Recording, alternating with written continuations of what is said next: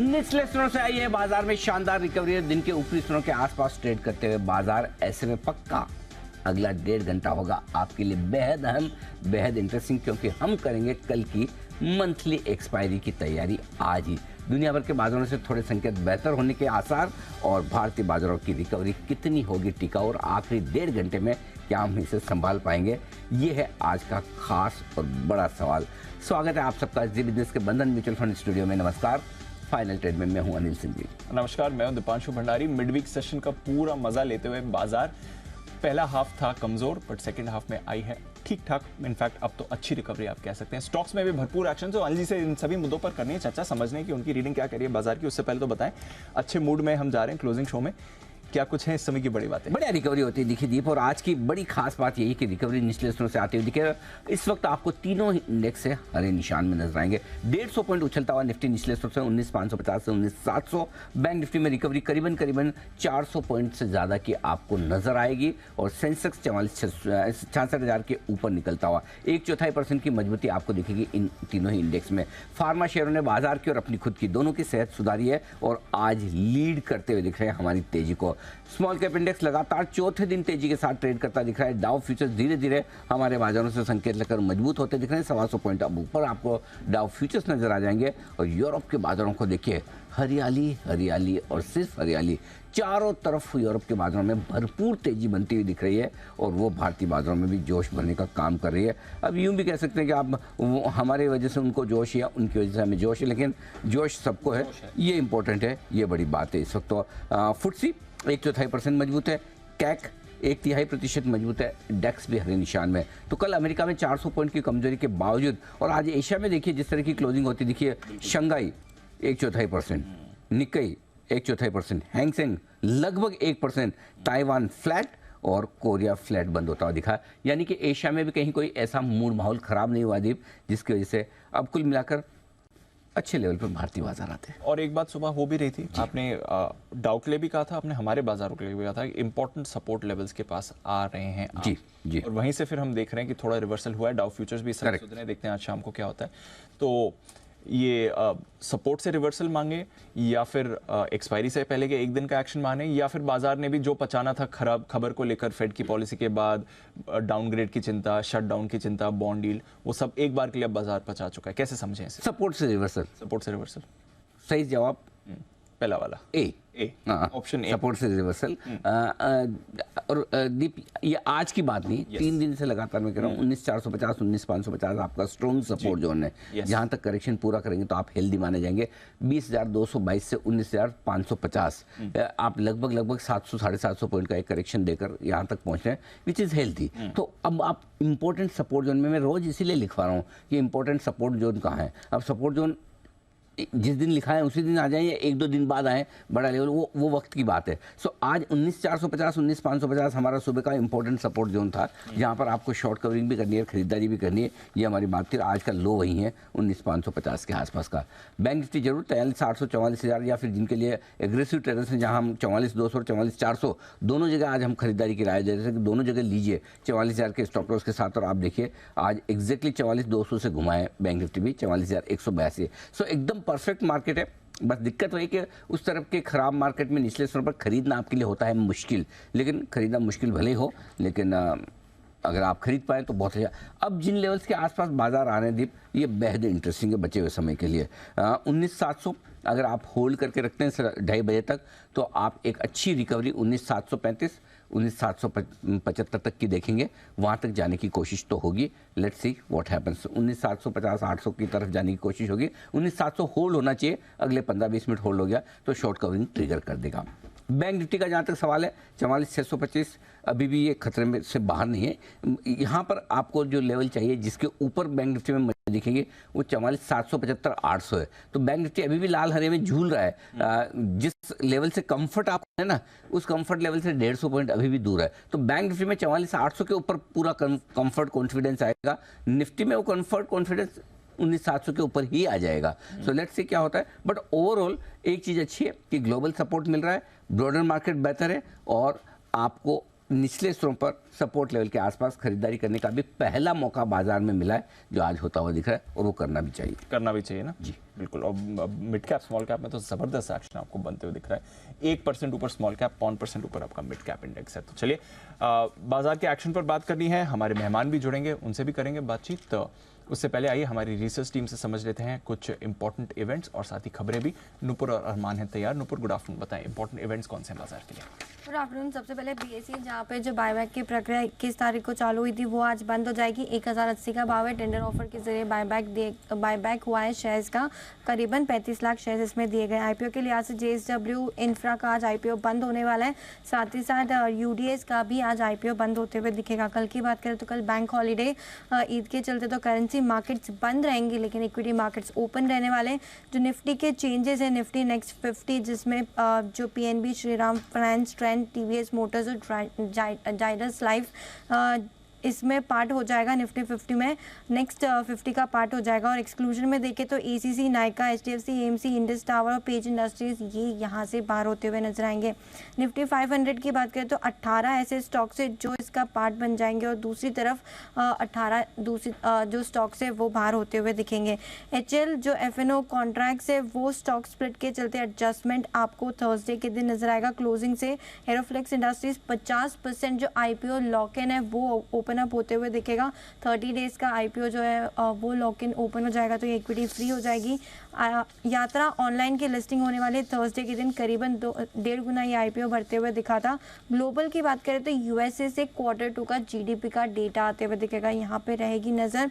साथ ही साथ Fed chairman एक टाउन हॉल में होस्ट करने वाले, तो उनका बयान भी इंपॉर्टेंट रहने वाला है। फ्राइडे की बात करें तो RBI monetary and credit information की जो रिव्यू इन्फॉर्मेशन है वो आती हुई दिखेगी। साथ ही साथ पतंजलि की एजीएम भी है 3 बजे, यहाँ रहने वाली है नज़र। कैमकॉम स्पेशलिटी एंड कैम्प्स की बात करें तो 3 साल वाला जो लॉक इन है, जहाँ पे 20% शेयर्स लॉक इन के तहत खुलेंगे, ये दोनों स्टॉक फोकस में रहेंगे। बजाज इलेक्ट्रिकल जो ट्रेड फॉर ट्रेड सेगमेंट से रोलिंग सेगमेंट में चला जाएगा, क्योंकि यहाँ पे जो डीमर्जर हुआ था उसके बाद ये ट्रेड फॉर ट्रेड सेगमेंट में आया था। आईपीओ के लिहाज से प्लाज्मा वायर्स छोटा आईपीओ 71 करोड़ की इसकी साइज है, वो ओपन होते हुए दिखेगा फ्राइडे के दिन, और 4 अक्टूबर तक ये खुला रहेगा। एक्सटेड है हिंदुस्तान एरोनॉटिक्स के स्टॉक स्प्लिट यहाँ पे होने वाला है, तो आपको एडजस्टमेंट नजर आएगा। और ग्लोबल से देखेंगे तो काफ़ी सारे इवेंट्स है। चाइना तो हालांकि बंद रहने वाला है शुक्रवार के दिन। यूएसए में कंज्यूमर एक्सपेक्टेशन का डेटा आएगा। यूके से Q2 का जीडीपी डेटा आते हुए दिखेगा। और यूरोप की बात करें तो वहाँ पर भी सितंबर का सीपीआई का प्रिलिमिनरी डेटा आते हुए नजर आएगा। तो काफ़ी कुछ है मैक्रो के लिहाज से। डेटा और इवेंट्स तो बहुत सारे हैं बाजार के लिए। आज की खबरें कौन सी है, अरमान बताएं? जी गुड आफ्टरनून। खबरों में सबसे पहले अगर आपको आईपीओ अपडेट बता दूं, जिसमें जेएसडब्ल्यू इंफ्रा, जिसका आईपीओ आज बंद होगा। ओवरऑल सब्सक्रिप्शन यहाँ पर लगभग 14.6 टाइम्स जो है बढ़ता हुआ दिखा है। रिटेल का हिस्सा 8 गुना बढ़ता हुआ दिखा है। एनआई का लगभग 11.3 टाइम्स। क्यूआईबी की अगर आप बात करें तो लगभग 19 गुना बढ़ता हुआ दिखा है। अपडेटर सर्विसेज यहाँ पर भी, जिसका डे 3 चल रहा है, ओवरऑल पूरा बढ़ता हुआ दिखा है, 100% होता हुआ दिखा है। रिटेल का हिस्सा पूरा 100% बढ़ चुका है। एनआई की बात करें 53%, और क्यूआईबी के हिस्से की बात करें तो 1.4 टाइम्स होता हुआ दिखा है। खबरों में सबसे पहले आपको एमसीएक्स पर ध्यान रखना है, क्योंकि जो एक्सक्लूसिव खबर हमने बताई है, इसमें 3 अक्टूबर से एमसीएक्स का जो है नया ट्रेडिंग प्लेटफॉर्म्स के लिए जो सेबी से मंजूरी मिलती हुई दिखी है। टीसीएस को जो टेक्नोलॉजी पर शिफ्ट होने का जो है ये कामकाज फिलहाल जो है आपको देखें 63 मूव्स जो है वो टेक्नोलॉजी पर ट्रेडिंग दे रहा है। एनटीपीसी यहाँ पर तेलंगाना प्लांट के यूनिट 1 के में जो कमर्शियल उत्पादन है वो शुरू हो गया है। पीएनजी हेल्थ यहाँ पर गोवा प्लांट में इंजेक्शन का उत्पादन जो है कंपनी बंद करेगी। FY23 में अगर आप बात करें गोवा प्लांट का, अगर ओवरऑल इंजेक्शन कारोबार का हिस्सा लगभग 8.4% के आसपास का था। अपोलो हॉस्पिटल यहाँ पर कोलकाता में बन रहे हॉस्पिटल जो है उनकी सब्सिडरी ने लगभग 102 करोड़ में इस हॉस्पिटल को खरीदते हुए दिखे हैं। Arvind smart space Ahmedabad, Arvind uplands 2.0 का जो है प्री लॉन्च होता हुआ दिखा, और प्री लॉन्च के 3 दिनों में ही अगर आप देखें 300 करोड़ की जो है बिक्री होती हुई दिखी है। ग्लेनमार्क फार्मा यहाँ पर कॉस्मो के साथ इन्होंने करार का ऐलान किया है। डिस्ट्रीब्यूशन लाइसेंस और एग्रीमेंट के लिए करार करते हुए दिखे हैं। विनलेवी एक दवा है, उसके डिस्ट्रीब्यूशन के लिए जो है ये करार करते हुए दिखे हैं। अपोलो टायर्स यहाँ पर बायबैक मामले में अपोलो टायर्स को सेट से राहत आती हुई दिखी है। सेट ने मामले में अगर आप देखें सेबी के आदेश को जो है रद्द कर दिया गया है। मनापुरम फाइनेंस यहाँ पर केरल हाई कोर्ट ने जब्त संपत्ति लौटाने के आदेश दिए हैं। जो सीईओ और एमडी साहब हैं उनकी संपत्ति जो है लौटाने का आदेश आता हुआ दिखा है। ईडी को जब्त संपत्ति लौटानी है। सन फार्मा की बात करें तो यहाँ पर सब्सिडरी ने वेनलेवी क्रीम जो है वो लॉन्च करते हुए दिखे हैं और एक्ने के इलाज में इसका उपयोग किया जाता है। और अंत में एनएमडीसी पर ध्यान रखना है क्योंकि यहाँ पर एलआईसी ने कंपनी में हिस्सेदारी घटाई है। 20 जून से लेकर 26 सितंबर 2023 के बीच में अगर आप देखें तो उन्होंने हिस्सेदारी घटाई है 9.62% से कम होकर अब 7.6% हो गई। ओके, तो ये है ढेर सारी खबरें जिन पर आज आपको दिखेगा भरपूर एक्शन। बचे हुए 1.25 घंटे में आइए इसी एक्शन को बढ़ाने के लिए एक्सपर्ट्स का दमदार पैनल हमारे साथ तैयार है। जुड़ चुके हैं कार्यक्रम में सचिन जी, आशीष सर और हिमांशु जी, और थोड़ी देर में कुणाल जी भी जुड़ने की तैयारी में, और guest expert of the week भी जुड़ने की तैयारी में। कोई अंदाजा लगाना चाहता है कि आज हमारे गेस्ट एक्सपर्ट कौन होंगे? सुबह तो होगा, सुबह सुमित जी थे ना? हाँ, सुबह सुमित जी। एक और भी आ रहे हैं। हाँ, तो जनरली तो बुधवार की दोपहर को ही होते दोपहर को ही होते हैं हैं। ये तो। हाँ, आशीष सर का तो पेपर लीक हुआ हुआ लगता है मेरे को। जी आशीष सर बताएं। अनिल जी देखिए, हम सारे यहाँ पे हैं, कुणाल जी दिल्ली में है, और मुझे लगता है कि अनिल जी सुमित को मौका मिला है तो वो घर गया ही नहीं है, ऑफिस भी नहीं गया, घर भी नहीं गया, वही रह गया। तो सुमित जी बात तो सही है आपने, इतनी बढ़िया जगह छोड़ के कौन जाएगा? वैसा हाल है क्यों? हाँ बिल्कुल सही है। तो बिल्कुल, तो सुमित जी को मौका मिला है और सुमित जी बड़े लंबे समय बाद आए। तो सुमित जी हमारे guest expert of the week का एक बार फिर से स्वागत है। सुमित जी कैसा रहा 11 से 2? How was it? 11 से 2 में अनिल जी वो मजा नहीं आया जो सुबह 8:30 से 11 के बीच में आया। और मुझे ऐसा लग रहा है अनिल जी तंबू में थोड़ी सी खलबलाहट भी हो रही है। मतलब मैं यहाँ हूँ, उससे मतलब मुझे जितना फर्क पड़ना चाहिए उससे ज्यादा फर्क बाकी लोगों को पड़ रहा है। उनको ऐसा लग रहा है कि मैं परमानेंट यहाँ आके बस गया हूँ और बैठ गया हूँ। आप देखो डर का माहौल छा गया दूसरी तरफ। नहीं, खबर बिल्कुल आपका कहना सही है, आप लोगों का सोचना भी सही है। आज के लिए परमानेंटली यही है। कल का कल देखा जाएगा। आइए करते हैं शुरुआत बिगुल के साथ। हिमांशु जी, हिटमैन हिमांशु।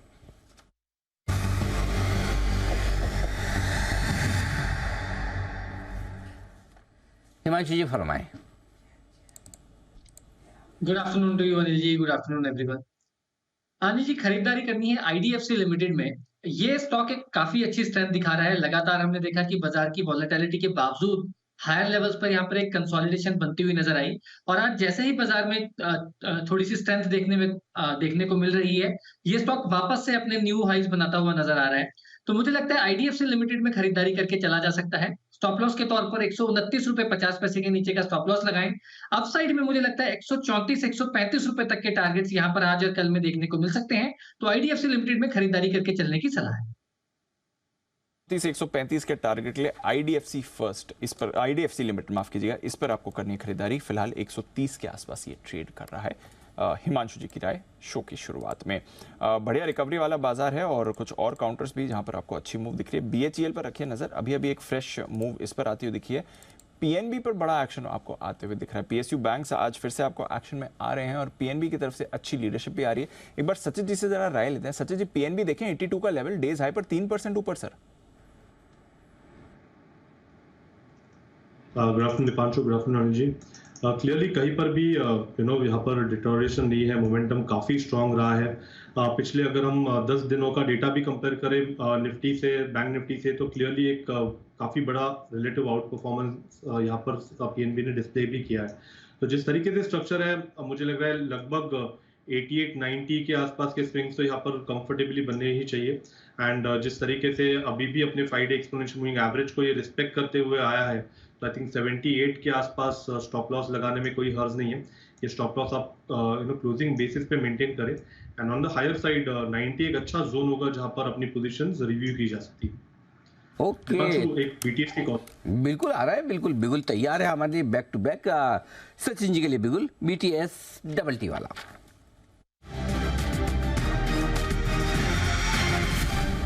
बताएं सर। अनिल जी, यहाँ पर रिलायंस काफी इंपॉर्टेंट सपोर्ट लेवल पे आ चुका है। वहां पर इसने एक अच्छा ट्रेंड रिवर्सल भी एग्जिबिट किया है।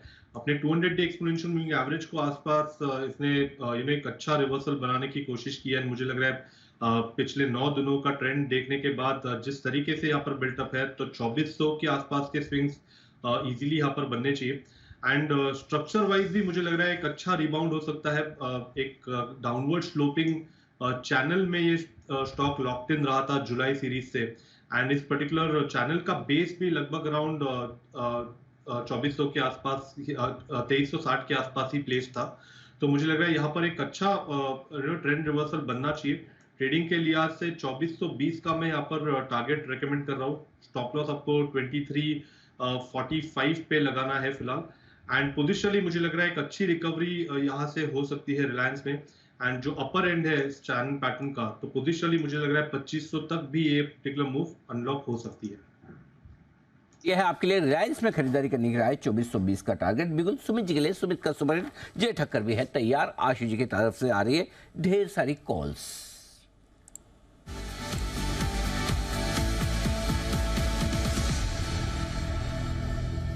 सुमित जी अपने प्रभाव का, प्रभुत्व का, अपनी मतलब स्थिति का पूरा फायदा उठाते हुए इस वक्त पहले उनके पास Ashu ji, just for your kind information, मैंने सुमित जी को पूछ लिया, मैंने कहा आशु जी का मैसेज आया, आई हैव फ्यू कॉल्स, तो मैंने कहा भाई पहले आशु जी की ले लूँ या पहले आपकी, चलो मैं गेस्ट एक्सपर्ट हूँ इस वीक का।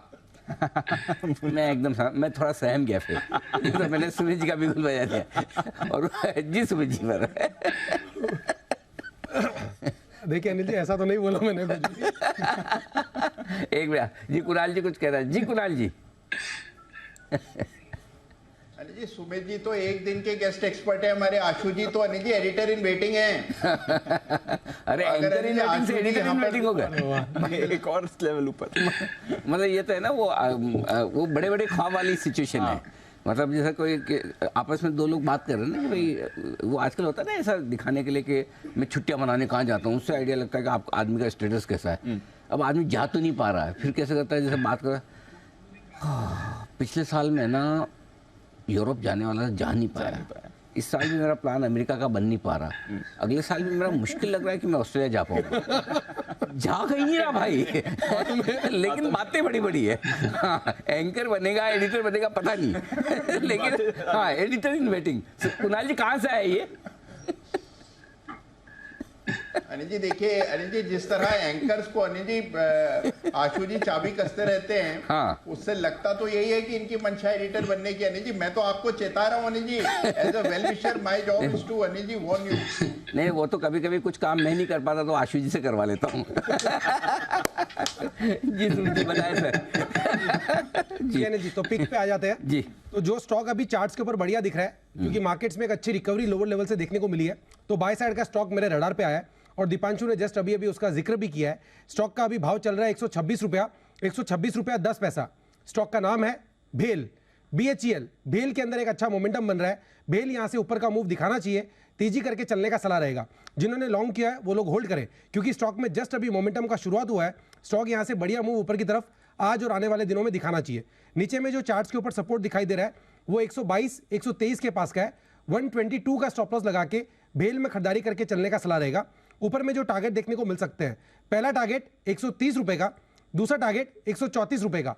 कुछ ही दिनों में लेवल ऊपर में देखने को मिल सकते हैं। खरीदारी करें 130 134 के टारगेट्स के लिए भेल में करें खरीदारी। ये राय आपके लिए आती हुई सुमित जी की तरफ से। आइए बढ़ते आगे और आशु सर के लिए भी है बिल्कुल सिंह के सुल्तान आशु मदान।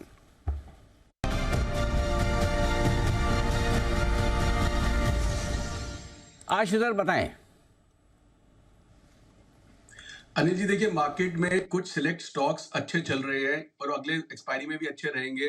मैं जैसे नेमली बोल देता हूँ हिंद कॉपर, ONGC, NTPC, गेल, जिसकी हमने डिलीवरी की है। लेकिन overall Anil ji market trend week है, रिवर्सल जरूर आया है, लेकिन ये रिवर्सल अनिल जी कल तक सस्टेन करेगा। देखो कल के बाद कुछ भी हो जाए, कल की जो एक्सपायरी है वो बड़ी भारी एक्सपायरी है, और भारी एक्सपायरी इसलिए अनिल जी कि HDFC bank, Reliance, state bank वगैरह फिर मतलब ऊपर से अपने लोएस्ट पे आके खड़े हो गए हैं। तो क्यों एग्जिट मिलेगा अनिल जी, मुझे उसका आंसर मतलब आज तक तो समझ आया नहीं, और मतलब 9 आउट ऑफ 10 टाइम्स वही होता है। तो अनिल जी एक तो चाहे मार्केट अच्छा हो, शायद अगले हफ्ते होगा या अगले महीने होगा, और एक चीज और बोलता हूँ, 19,600 हम बार बार बोल रहे हैं प्रोटेक्ट करेगा, करना चाहिए और कर भी रहा है, और अभी भी लगता है करेगा। तो एक तो Anil ji protective put strategy है निफ्टी की जो मैं देना चाहता हूँ, पुट साइड की बियर स्प्रेड। लेकिन उससे पहले अनिल जी दो पुट, एक HDFC बैंक की 1530 की पुट अनिल जी 7-8 रुपए है, ये हीरो या जीरो ट्रेड। HDFC बैंक की 1530 की पुट 7-8 रुपए है, ये हीरो या जीरो ट्रेड अनिल जी जरूर HDFC का लेना चाहिए।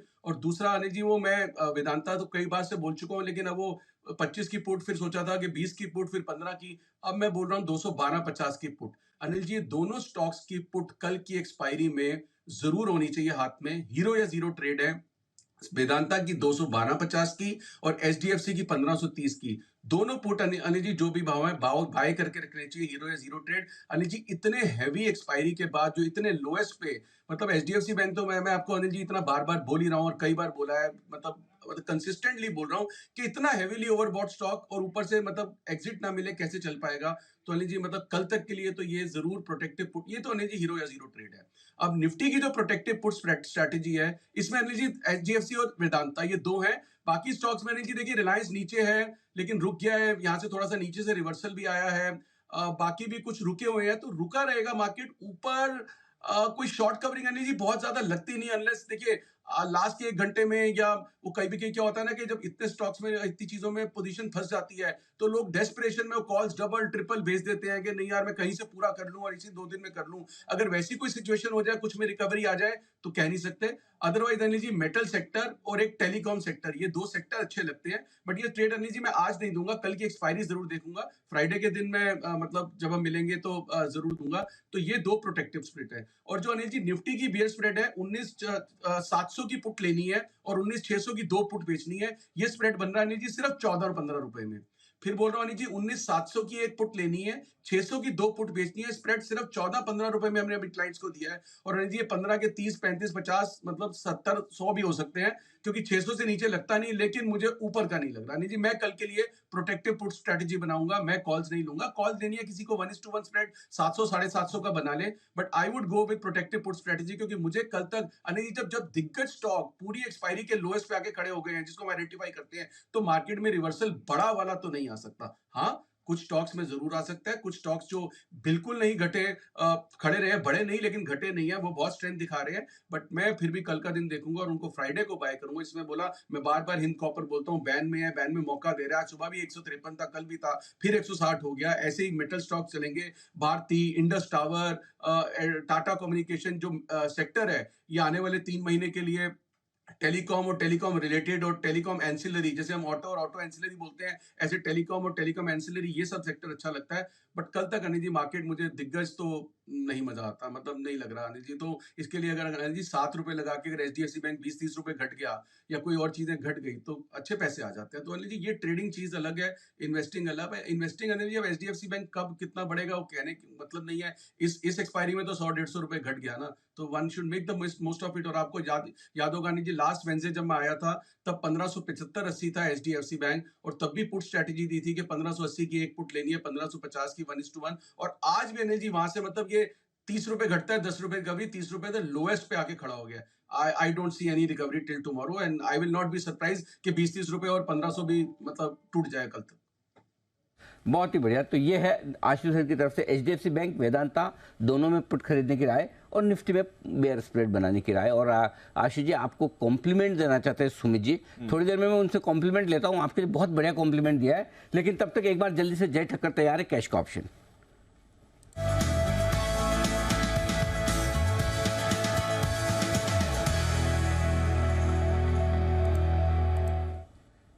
स्वागत है आपका जय, गुड आफ्टरनून, बताएं। Very good afternoon to Anil Anil ji, good afternoon to Deep. Anil ji morning में भी मेरा तो व्यू बहुत ही क्लियर था कॉन्ट्रा व्यू लेने का, हालांकि वहाँ से मार्केट में थोड़े बहुत सेल ऑफ आया, मगर आप देखिए रिकवरी वही हुई है। तो येस डेफिनेटली कोई बना हुआ है वो ट्रेड में तो प्रॉफिट में होगा, बट देन मेरा फ्रेश रिकमेंडेशन जो है वो नेक्स्ट वीकली एक्सपायरी का है, 5 अक्टूबर की एक्सपायरी का 19,800 के स्ट्राइक का call option out of the money दे रहा हूँ अनिल जी।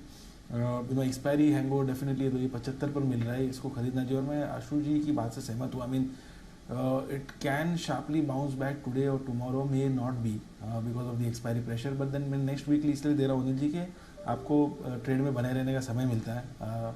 And out of the money options में जनरली एक्सपायरी के एक दिन पहले नहीं देता for the current expiry, because उसमें प्रोबेबिलिटी ऑफ विनिंग कम होती है। तो ये 75 पर खरीदे। यहाँ पे अनिल जी थोड़ा डीप स्टॉप लॉस दूंगा मैं, but on a closing basis दूंगा। सो 35 रुपये का एक stop loss on a closing basis इसको रखना है, आप मे बी टुडे टुमारो जब भी ये क्लोजिंग बेसिस पे रखना है। 75 पर खरीदे, 35 का स्टॉप लॉस, टारगेट ऊपर में लगभग 120 रुपये से लेके 140 के बनेंगे। 120 140 के आसपास के लेवल्स आपको देखने मिल सकते हैं। 19,800 तक का मैं बाउंस एक्सपेक्ट कर रहा हूँ। ये मैंने मॉर्निंग में भी कहा था, अभी भी कह रहा हूँ अनिल जी, इट मे हैपन टुमारो और may be day after tomorrow. तो 19,800 का कॉल ऑप्शन खरीदें आप 75 रुपये में, 35 का स्टॉप लॉस और टारगेट आपके सामने भी जय की तरफ से आई है। और ये दोनों टारगेट्स आप नोट करके रखें, 120 और 140 के। ये कल की एक्सपायरी वाले ये है ना जय? नहीं अनिल जी, 5 अक्टूबर की एक्सपायरी का Anil ji, next weekly expiry का मैंने खास करके आउट ऑफ द मनी दिया है। मैंने कहा कंफर्म कर लूँ भाई, अगले हफ्ते की एक्सपायरी के लिए है। ये out of the money call option है, क्योंकि अभी आप 19,700 के नीचे है, और जब 19,800 का खरीदने तो इसका मतलब थोड़ा सा आउट ऑफ द मनी वाला है। और अब आइए आशुष, आप जानना चाहते हैं कि सुमित जी ने आपको क्या कॉम्प्लीमेंट दिया और क्यों? जी बिल्कुल, एब्सोल्युटली। हाँ, सुमित जी ने कहा कि आशुष जी बेस्ट एनालिस्ट है, बेस्ट, एकदम बेस्ट। सुमित जी कहा है ना आपने? 100%। हाँ 100%।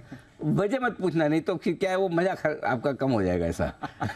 अनलेस कि कुणाल जी को जानने में बहुत इंटरेस्ट है कि किस वजह से बेस्ट एनालिस्ट का है, तो बता सकता हूँ, बाकी आशु जी को तो नहीं बताऊंगा मैं। जी कुणाल जी। अनिल जी बताइए ना, कैमरा घुमाइए ना, बताइए, पता लगे अनिल जी कि वहाँ बैठकर सुमित जी क्या सोच रहे हैं। सोच नहीं रहे, देख रहे हैं। देखो क्या देख रहे हैं वो मैं दिखाता हूँ, जरा कैमरा घुमाइए जरा, सुमित जी क्या देखने में लगे हैं। क्या आपको स्क्रीन पे नजर आ रहा है? ये है जो मैच की तस्वीरें चल रही है, और सुमित जी इस चक्कर में लगे। सुमित जी बोले सबसे बढ़िया एनालिस्ट है आशु जी। आशु जी जब बोले तो मुझे 8 मिनट तक नॉन स्टॉप मैच देखने को मिला, इसलिए वो सबसे बेस्ट एक्सपर्ट है। अब ये सुमित जी का कहना बहुत कॉम्प्लीमेंट है। आशु जी कृपया करके कॉम्प्लीमेंट स्वीकार करें। अनिल जी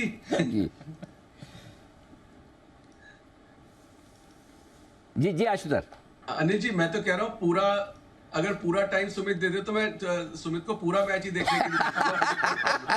अच्छा, टाइम से याद आया, हाँ टाइम से मुझे आशीष से एक राय भी लेनी है। आज तो ट्रेडिंग टाइम को लेकर बड़ी चर्चाएं चल रही है, हमने अभी शो भी किया था, आपने देखा भी होगा। जरा आपका बताएं क्या विचार है, ट्रेडिंग टाइम जो बढ़ने की बातें हो रही है, और जय भी उस पर कुछ बात करेंगे, कुणाल जी भी करेंगे, तो जल्दी से मैं एक बार सबसे राय लेता हूँ। जी आशुष सर। अनिल जी देखिए, मिक्स व्यूज हैं। पहला व्यू अनिल जी, अगर आप ये कहें कि भाई हैसल हो जाएगी, ये हो जाएगी, वो हो जाएगा, उसमें मैं मतलब मुझे बहुत कोई परेशानी नहीं है, क्योंकि जो अनिल जी 90% ब्रोकर्स हैं, मतलब वो कमोडिटीज में काम करते हैं। कमोडिटीज रात को 11 बजे तक खुली रहती है, तो जो स्केलेटन स्टाफ और जो ऑफिस खुलता है चलता है, वो सब चलता रहता है। बट दूसरी चीज अनिल जी, कोई लॉजिक पर्पस बहुत ज्यादा फ्रूटफुल कोई ट्रेडिंग मिलेगी सिर्फ फ्यूचर्स में? निफ्टी के फ्यूचर्स में तो अनिल जी वैसे ही हम इतना डिस्करेज करते हैं ट्रेड।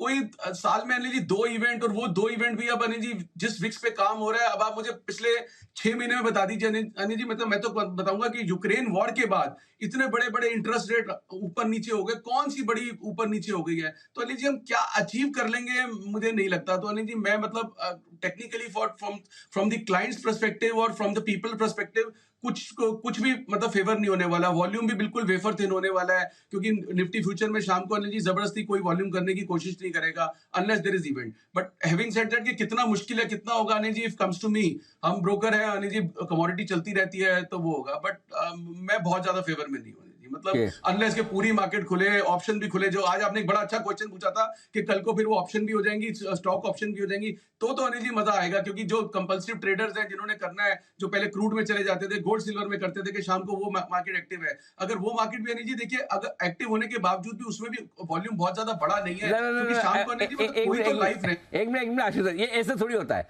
आपकी पसंद का ऑप्शन खुल जाए तो चलेगा, फ्यूचर खाली हो तो नहीं चलेगा, ये तो गलत बात है। नहीं अनिल जी चलेगा नहीं, मैं कह रहा हूँ तब एक थोड़ा सा एक लॉजिक हो। अनिल जी रिटेल का, आईटीसी का अगर एक ऑप्शन खड़ा हुआ है, उसके लिए अगर आप फ्यूचर खोल दोगे तो क्या करेगा वो, बताइए। उससे क्या लॉजिक होगी, क्या एजिंग होगी, क्या? ये बात सही है। On the contrary Anil ji मैं बोलता हूँ, आज मेरे पास 4 स्टॉक खड़े हैं और मुझे कोई बैड न्यूज आ जाए और मैं निफ्टी शॉर्ट कर दूं और कल वो गैप अप हो जाए, या गैप डाउन भी, मतलब गैप अप भी नहीं हो, मेरे स्टॉक नीचे हो, निफ्टी ऊपर हो जाए, तो अनिल जी ये तो डबल वैमी भी हो सकती है। तो अनिल जी मतलब कोई ऐसा कोई फ्रूटफुल के इन्वेस्टर या ट्रेडर के बेनिफिट में है, मुझे apparently at the face of it नजर नहीं आता। ठीक बात है। तो ये है आपके लिए ट्रेडिंग टाइम के इस एक्सटेंशन पे या आगे बढ़ने के मामले पे अगर आपकी किसी की विशेष टिप्पणी तो मुझे बताएं, और नहीं तो फिर मेरे पास में कुछ न कुछ आपको बताने के लिए है ही। और वो ये है कि हमने एक पोल करवाया था, हमने लोगों से पूछा भाई कि आप फेवर में है कि नहीं, भाई आप बताओ आपका क्या विचार है। तो जो रिजल्ट आया, मैं जरा रिजल्ट ही ढूंढ रहा हूँ, हाँ मिल गया। तो कहाँ है रिजल्ट, जरा एक बार आपके सामने स्क्रीन पर लेकर आते हैं। कितने लोग बाजार का समय बढ़ाने के पक्ष में? 44%। नहीं बढ़ाने के पक्ष में 56% है भाई साहब। नहीं बढ़ाने के पक्ष में ज़्यादा हैं लोग, बाकी एक बात है ये मान लो। और आज बीएससी ब्रोकर फोरम्स और एनबी से भी हमने जब बात की तो उन्होंने भी कहा कि 90% ब्रोकर्स 90%, अगर एक ब्रोकर का एक ही वोट गिना जाए तो, नेटवर्क गिनी जाए तो अलग बात है, क्योंकि बड़े ब्रोकर समय बढ़ाने के पक्ष में और छोटे पक्ष में नहीं है। लेकिन आम राय ये निकल कर आ रही कि ट्रेडिंग का समय नहीं बढ़ाना चाहिए, ये निकल कर आ रही है। चलिए बढ़िया है, जो होगा जैसा होगा वैसा होगा। बिल्कुल सुमित जी के लिए भी और सेठी जी के लिए। वैसे तो हम सेठी जी के लिए ही बजाने वाले थे, लेकिन सुमित जी चूंकि गेस्ट एक्सपर्ट है, सेठी जी इंतजार करेंगे, चिंता ना करें Sumit ji. It's your day, enjoy. Sumit ji के लिए बिल्कुल, सुमित का सुपर हिट।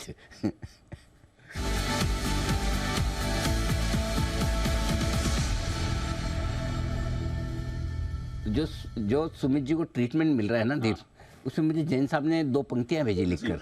जैन साहब बोल रहे कि ऐसा सुमित जी को माहौल तो उनके ससुराल में भी नहीं मिला होगा, ऐसे दामाद की तरह बिल्कुल ऐसा रखा हुआ है स्टूडियो में, बिल्कुल हाथों पे फूलों पे।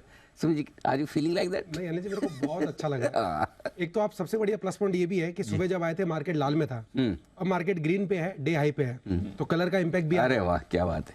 स्टूडियो पे आने के बाद मार्केट लाल हो, डिवीज लैब पहला कॉल चले, सनफार्मा चले, बहुत जोरदार। स्मॉल फाइनेंस बैंक 7-8% ऊपर है। क्या बात कर रहे हो जी, डे हाई पे ट्रेड कर रहा है। अरे वाह। तो जब चीजें दौड़ती है तो अनिल जी वैसे ही मजा आता है। करेक्ट। तो स्टूडियो पे आने का मजा तो ही, और जो आप बोल रहे हो फील आ रहा है, तो मैं ये तो नहीं बोलूंगा कि ससुराल से बढ़िया फील आता है।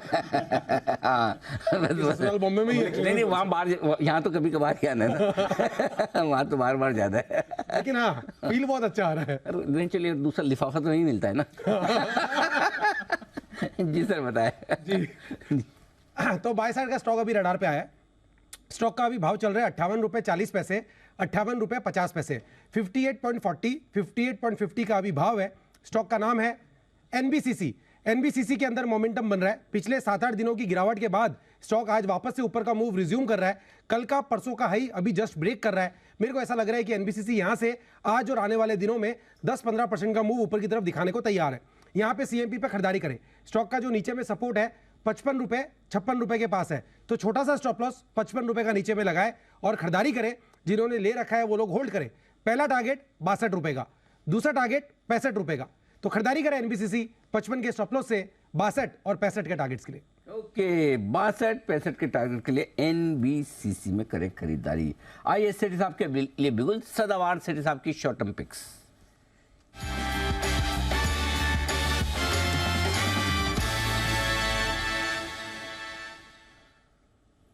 सेठी साहब सुस्वागतम। बताएं सर, इरादा तो आपका पूछने की जरूरत ही नहीं, इरादा तो खरीदारी करने का ही होगा और दोनों स्टॉक का होगा, दोनों कैश के ही होंगे। पहला बताइए sir. Good afternoon Anil ji, good afternoon Deepanshu. बिल्कुल अनिल जी, 2 स्टॉक्स में खरीदारी करनी है। जो आज का अनिल जी पहला स्टॉक है, स्टॉक का नाम सुनेंगे तो आपको भी अच्छा लगेगा, आप भी खुश होंगे। गेस करना चाहेंगे? थोड़ा डिफिकल्ट है। हाँ बिल्कुल, नहीं मैं तो आसान काम करता ही नहीं कभी, भले डिफिकल्ट काम करता हूँ, हो ना हो अलग बात है, सही हो गलत तो अलग बात, करता डिफिकल्टी हो। हाँ बताइए, नाम बताइए कौन सा है, फिर मैं बताता हूँ। अनिल जी एक क्लू देने से आप बता देंगे। जी बताइए। क्लू देने से बता देंगे। हाँ बताइए, क्लू दीजिए। हाल ही की लिस्टिंग है और स्टॉक ने वैसा परफॉर्म नहीं किया जैसा एक्सपेक्टेशन थी। लिस्टिंग हाल ही की है और स्टॉक ने वैसा परफॉर्म नहीं किया जैसी उम्मीद थी। हाल ही की लिस्टिंग एक तो ये 30 दिन में 45 आईपीओ आ गए। थोड़ा कोई सेक्टर का हिंट देंगे आप? लॉजिस्टिक। अच्छा, टीवीएस सप्लाई चेन। बिल्कुल सही अनिल जी, बिल्कुल सही। अनिल जी आज खरीदारी करने की सलाह है टीवीएस सप्लाई चेन सॉल्यूशंस, जो टीवीएस एससीएस के नाम से ट्रेड होता है। 210 के लेवल पे अभी ट्रेड कर रहा है अनिल जी ये स्टॉक। पहले इसके शॉर्ट टर्म टारगेट है 230 रुपए के और छोटा स्टॉप लॉस 205 रुपए का स्टॉप लॉस रखना है। एक टीवीएस ग्रुप की कंपनी है और हाल ही में आईपीओ आया था एट 197 के लेवल्स पे। और जैसे मैं कह रहा था, जितनी इससे उम्मीदें थी उस तरीके से स्टॉक ने परफॉर्म नहीं किया। कंपनी का परफॉर्मेंस बहुत ही अच्छा है, बट स्टॉक का परफॉर्मेंस वैसा नहीं रहा। बट मुझे लगता है ये जो हाल ही की गिरावट के बाद, इसने लिस्टिंग के बाद 258, 260 तक के हाइज किए, वहां से करेक्ट होकर इन लेवल्स पे है, बट बहुत ही अच्छे लेवल्स पे आ गया है स्टॉक। ये कंपनी एक global supply chain management services provide करने वाली कंपनी है। 70% से ज्यादा इनका रेवेन्यू जो है वो एक्सपोर्ट से आता है, मतलब फॉरेन कंट्री से आता है, और बाकी 30% डोमेस्टिक मार्केट से आता है, जो कि अब ये डोमेस्टिक मार्केट में भी अपना जो शेयर है वो बढ़ा रही है। कंपनी 26 से ज्यादा देशों में काम करती है, 8,800 से ज्यादा इनके कस्टमर्स है, उसमें 70 से ज्यादा फॉर्च्यून 500 कंपनीज है जो इनकी क्लाइंट लिस्ट में है। क्लाइंट लिस्ट बहुत ही जबरदस्त है, डेमलर है, सोनी, फिर हीरो मोटोकॉर्प, अशोक लेलैंड, टीवीएस मोटर, इन तरह की कंपनियों को कैटर करती है। और ये आपने इन कंपनी का मैनेजमेंट से बात करी थी न्यूज पर व्यूज पे, तो मैनेजमेंट बहुत ही कॉन्फिडेंट दिखता है कि जो अपने रेवेन्यूज है उसको आने वाले 2-3 साल में डबल कर सकता है। मतलब जो आज 10,000 करोड़ रुपए का इनका रेवेन्यू है वो बढ़ के 20,000 करोड़ हो सकता है 2-3 साल में। तो इस तरह की अपॉर्चुनिटी, और हाल ही में जो G20 की समिट हुई उसमें भी जो पोर्ट्स और शिपिंग कॉरिडोर की बातें हुई है, या ग्लोबल कनेक्टिविटी को बढ़ावा देने के लिए जो इंटरनेशनली काम होगा, उसका एक बड़ा फायदा इस जैसी कंपनी को हो सकता है। तो मुझे लगता है बहुत अच्छे लेवल्स पे ये स्टॉक है, और यहाँ से डाउनसाइड लिमिटेड लगती है। यहाँ पे खरीदारी करने की सलाह for a target of 230, stop loss of 205। Okay, तो ये है आपके लिए टीवीएस सप्लाई चेन, पहला स्टॉक जहां पर सेठी साहब की खरीदारी करने की राय। सेठी साहब, इससे पहले कि आप दूसरी कॉल दें, आशु जी आपको कुछ कहना चाहते हैं, अगर आप सुनना चाहते हैं तो। हेलो, सेठी साहब तो बोल ही नहीं है कि सुना है। मैंने बोला अनिल जी, बिल्कुल सुना हूं अनिल जी। अच्छा, आशु जी, सेठी जी साहब सुनने को तैयार है जी सर। अनिल जी, मैं सेठी जी को कॉम्प्लीमेंट देना चाहता था, और एक कॉम्प्लीमेंट उनके रूट से खुद भी लेना चाहता था। अनिल जी देखिए, आपसे मैं एंकरिंग थोड़ी थोड़ी सीखता हूँ। आप कहते हैं कि अच्छा एंकर वो होता है जो सही सवाल पूछे, दबाव डाले। तो अनिल जी, कल आप लास्ट वेडनेसडे को थोड़ा जल्दी चले गए थे, तो अनिल जी वो रोल मेरे को तो अदा करना ही था। तो अनिल जी, पहली बार आपने पिछले हफ्ते पूछा था, पिछले महीने के सेठी जी ने कभी सेल कॉल दी, कभी नहीं दी। तो अनिल जी, मैंने एक अच्छा सवाल पूछ के उन पे दबाव डाल के उनसे एक शॉर्ट कॉल ली, और वो भी किस स्टॉक पे? HDFC बैंक पे। अनिल जी, 1575 था, और सेठी जी ने सेल कॉल दी, 1450 का टारगेट दिया, और 1525 आ गया। और सेठी जी इस चीज को डिनाई नहीं कर सकते थे। पहली बार उनसे अनिल जी सेल कॉल निकलवा ली मैंने, और देखिए 50 रुपए कट दी। वैसे तो सेठी साहब बहुत अच्छा काम कर सकते हैं ऐसा भी, लेकिन वो दबाव में आना पसंद नहीं करते, इसलिए करते हैं। सेठी साहब कॉम्प्लीमेंट दे रहे हैं, आप जरा नहीं अनिल जी सुनिए, ये तो बात को डिस्टॉर्ट करके बता रहे हैं।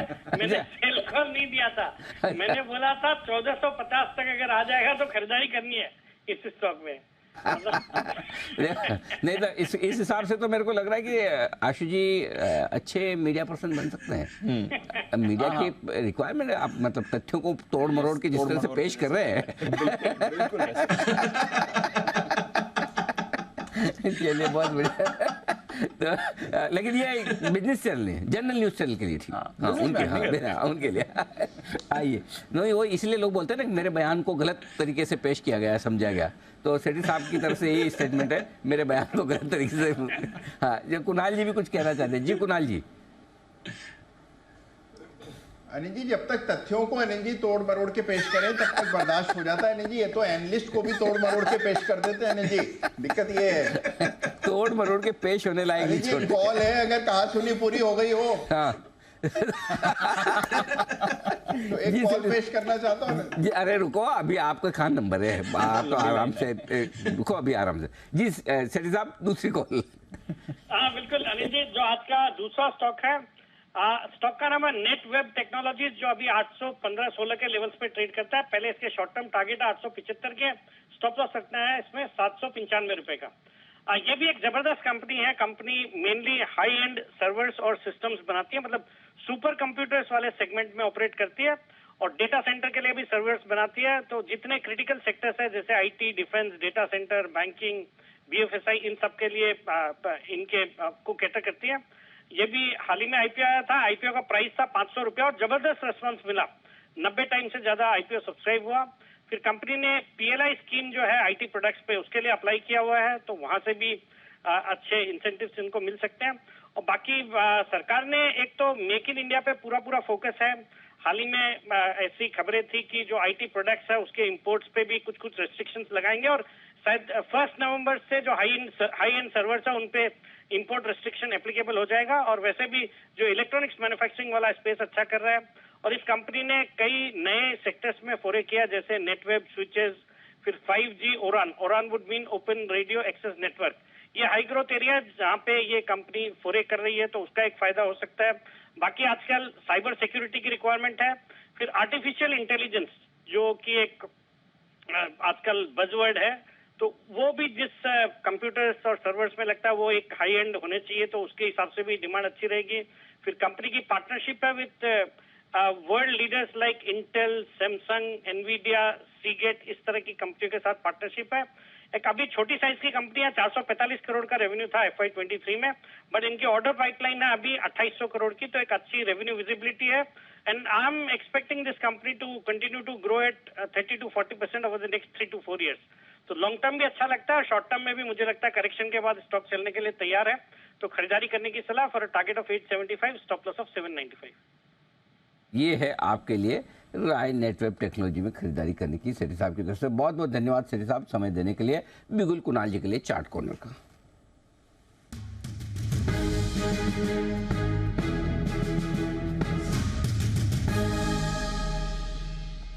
बताएं सर। अनिल जी, खरीदारी की राय है और खरीदना है एस्कॉर्ट्स के चार्ट पर एक ब्रेकआउट आता हुआ दिख रहा है। मुझे लगता है कि कंसोलिडेशन जो पिछले कुछ दिनों में हुआ है वो मुकम्मल हुआ है और सारे जितने ऑटो स्टॉक्स हैं सब में एक एक करके ब्रेकआउट हो रहा है, तो एस्कॉर्ट्स हमेशा से लीड करता है, बाय करके चलने की राय है। यहाँ पर एक स्टॉप लॉस रखें, स्टॉप लॉस आपको 3280 3280 के स्टॉप लॉस से खरीदारी करने की राय है।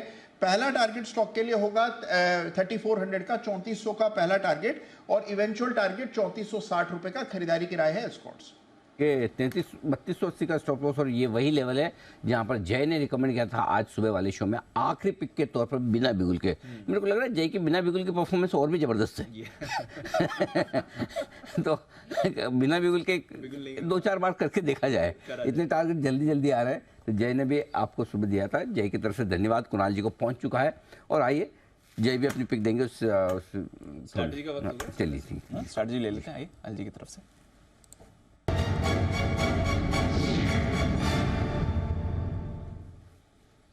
मूड तो बेहतर अमेरिकी फ्यूचर्स का भी है सर। डाउ फ्यूचर्स 100 अंक ऊपर है, नैस्डैक फ्यूचर्स 50 अंक ऊपर है, 1/4% ऊपर आपको S&P, इनफैक्ट अब तो ऑलमोस्ट आधा % ऊपर आपको S&P फ्यूचर्स भी दिख रहे हैं। एशिया जैसे आपने बताया पॉजिटिव था, यूरोप में भी आपको अच्छा कारोबार होते हुए दिख रहा है, रुपया आपका स्टेबल बना हुआ है, कच्चा तेल ऑफकोर्स थोड़ी चिंता की बात है, बट अदरवाइज बाकी सब अच्छा दिख रहा है इस समय। हम भी अच्छे मूड में हैं सर, बताएं क्या करना है। खरीदारी का रुझान तो बरकरार है दीप, और मेक और ब्रेक लेवल जहां पर आप हैं 19700, देखिए 2 बजे से लेकर 2:30 बजे तक 2:45 तक वही लेवल है, वो लेवल हिल ही नहीं रहा है। तो अब 3 बजे तक अगर आप 19700 के ऊपर टिके रहते हैं तो 735 पहला टारगेट होगा, 750 दूसरा होगा, 775 तक आप जाने की कोशिश कर सकते हैं। ये 3 टारगेट के लिए निफ्टी की लॉन्ग पोजीशन में आप बने रहें, थोड़ी और तेजी बढ़ने की उम्मीद आप करके चल सकते हैं। Mid cap small cap share 5 से 1% मजबूत है, ब्रॉडर मार्केट बढ़िया है, मूड माहौल बेहतर होता दिख रहा है। बैंक निफ्टी का जहाँ तक सवाल है 44,500 ये आपके लिए इंपॉर्टेंट लेवल है, जहाँ पुट पर 48 लाख शेयर है। 44,800 के पार निकलना मुश्किल होगा, तो बचे हुए समय के लिए 44,500 44,800 आपकी रेंज रहेगी, यानी कि 675-750 की रेंज आती है, वहाँ प्रॉफिट बुक करिए। लगभग 525 500 के आसपास आता है, तो वहाँ हल्की फुल्की खरीदारी कर सकते हैं। 400 से 525 की रेंज खरीदारी करने की है।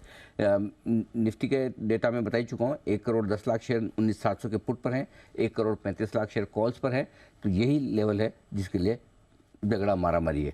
50 पॉइंट ऊपर नीचे, इससे ज़्यादा का मुंह दिखता नहीं। 19,650 के नीचे बंद होने की संभावना कम है, 19,750 के ऊपर बंद होने की संभावना भी कम है, तो इसी रेंज में रहेगा। लेकिन बायस थोड़ा सा पॉजिटिव होता दिख रहा है निफ्टी पे, स्पेशली ये साफ दिख रहा है। ये आपके लिए एक्शन बचे हुए समय। ठीक है सर, आइए जय के लिए बिल्कुल बिल्कुल जय का जैकपॉट।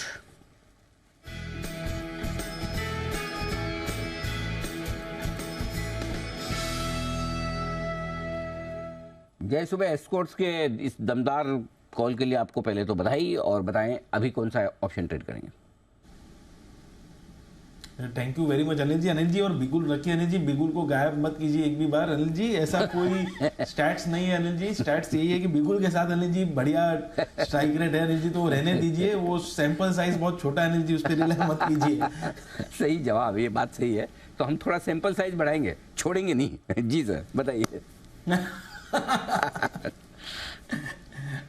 बिल्कुल बिल्कुल अनिल जी, मेरा अभी फ्रेश रिकमेंडेशन जो है वो HUL का अक्टूबर सीरीज का 2500 के स्ट्राइक का कॉल ऑप्शन खरीदने का है। 51 रुपये 25 पैसे, 51 रुपये 50 पैसे, ये रेट पर अभी ये ट्रेड कर रहा है। इसको खरीदने की सलाह है अनिल जी। एंड यहाँ पे जो टारगेट्स ऊपर में निकल कर आ रहे हैं, that comes to the levels of 71 पहला टारगेट रहेगा, एंड दूसरा टारगेट रहेगा 84। 71 एंड 84 ये दो टारगेट्स के लिए खरीदे। स्टॉप लॉस एनर्जी जी यहाँ पे लगाना होगा 40 पर। सो 40 पर स्टॉप लॉस लगाकर HUL का एट द मनी स्ट्राइक का 2500 के स्ट्राइक का कॉल ऑप्शन अक्टूबर सीरीज का खरीदना है जी। यहाँ पे अच्छा खासा एक बाउंस बैक शॉर्ट कवरिंग देखने मिल सकती है और अच्छी तेजी यहाँ पे अनिल जी आते हुए देखने मिलेगी, इसीलिए रिकमेंड कर रहा हूँ। और अनिल जी जो कॉल ऑप्शन हमने निफ्टी पर भी दिया था उसमें भी एक अच्छा मूव देखने मिल रहा है। निफ्टी अगर आप देखेंगे अनिल जी तो ऑलमोस्ट 50 पॉइंट प्लस हो चुका है। कि ये है आपके लिए खरीदारी करने की राय। HUL का 2500 का कॉल ऑप्शन 51 रुपये में खरीदिए, 40 का स्टॉप लॉस, 71 और 84 के लेवल पे। सुमित जी आपका इम्पैक्ट कम हो रहा है। कैसे अनिल जी? देखो 51 पे खरीद रहे हैं, 40 के दे 41 भी तो स्टॉप लॉस दे सकते थे। कौन ना 71 का दिया, 81 नहीं दे सकते थे। सही बात है। मतलब जय ऊपर वाले दोस्त हैं आपके, ऐसा मुझे लग रहा है। सच्चे वाले में याद नहीं रखा जी। अनिल जी उसके मेरा अनिल जी एक कारण है वो करने का अनिल जी, इसीलिए बिकॉज अनिल जी जब मैं गेस्ट ऑफ द वीक बनकर आया था, मैं खाली आफ्टरनून शो में आया था अनिल जी। सुमित जी को दोनों बार मौका मिला, सुबह शाम अनिल जी, और मैच देखने का भी मौका मिला अनिल जी। मैं तो वर्ल्ड कप में सोच रहा हूँ कि मैं ही सबसे ज्यादा टाइम उधर आऊँ। मैं स्कीम निकालता हूँ पूरी, हफ्ते वाले guest expert of the week, पूरे हफ्ते। ओके, लेकिन इस बीच में हिमांशु जी को भी एक बार बधाई देनी है। स्कॉट्स कल पिक ऑफ द डे के तौर पर कल क्लोजिंग शो में दिया था, बहुत ही बढ़िया वहां से मूव आया। हिमांशु जी आपके targets I am sure hit हुए होंगे, बधाई पहले और अपडेट भी दे सर। जी थैंक यू अनिल जी। जी 3320 3350 के दो टारगेट थे, तो पहला टारगेट ऑलरेडी हिट हो चुका है अनिल जी, और दूसरा टारगेट के भी काफी पास है। बट मुझे लगता है कि जिस तरह का मोमेंटम अनिल जी आज इसने गेन किया है, डेफिनेटली थोड़ा सा अगर इसको समय दे दो 3400 की तरफ एस्कॉर्ट जाता हुआ देखने को मिल सकता है। परफेक्ट। तो ये है आपके लिए एस्कॉर्ट्स पर राय आती हुई। आइए एक बिगुल सचिन जी के लिए BTS डबल टी वाला।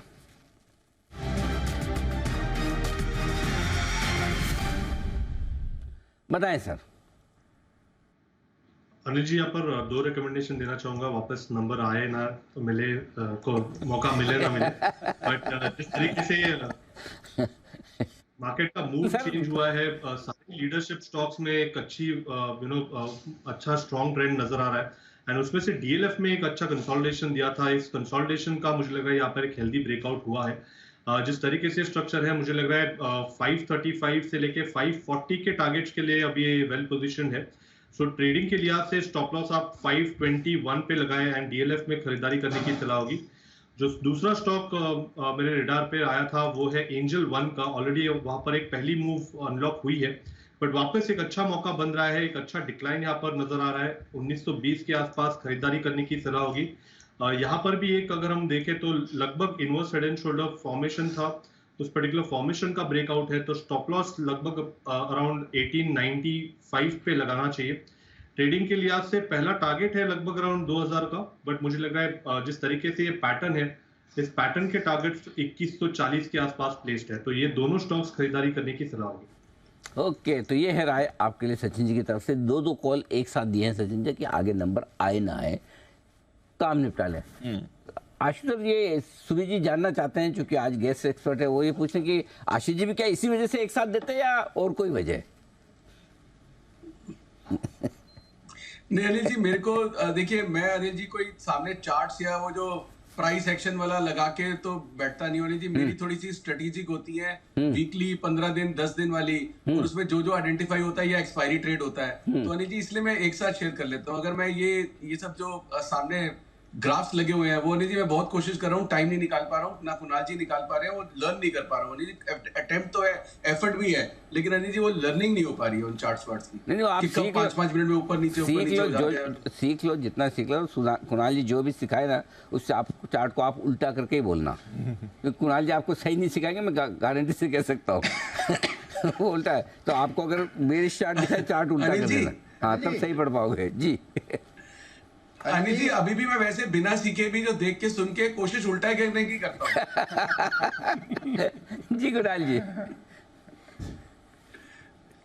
अनिल जी देखिए, अभी अनिल जी आपने बड़ा अच्छा शो किया आज, जो टाइमिंग एक्सटेंड करने की बातचीत चल रही है, लेकिन अनिल जी एक आपसे भूल हो गई। हाँ। तो अनिल जी आपको शिकायत करना चाहता हूँ। अनिल जी आपने किसी भी टेक्निकल एनालिस्ट को अनिल जी पैनल पर नहीं बुलाया। अनिल जी ब्रोकर अपनी बात कह गए, ट्रेडर अपनी बात कह गए, एल्गो वाले अपनी बात कह गए। अनिल जी एनालिस्ट पर तो बड़ा भारी फर्क पड़ेगा इससे। अनिल जी चार्ट्स पूरे बिगड़ जाएंगे, 3 घंटे का अलग चार्ट बनेगा और उसको आपको इंट्राडे चार्ट के साथ जोड़ना पड़ेगा, बीच में गैप आएगा तो हमारे इंडिकेटर वगैरह सब बदल जाएंगे। और उसके अलावा अनिल जी स्वास्थ्य पे जो असर पड़ेगा वो अलग है। ये तो बहुत बढ़िया हुआ, ये तो आपके लिए पॉजिटिव है। अब सिखाओ आप चार्ट आराम से आशु जी को, चार्ट बिगड़ने वाले हैं।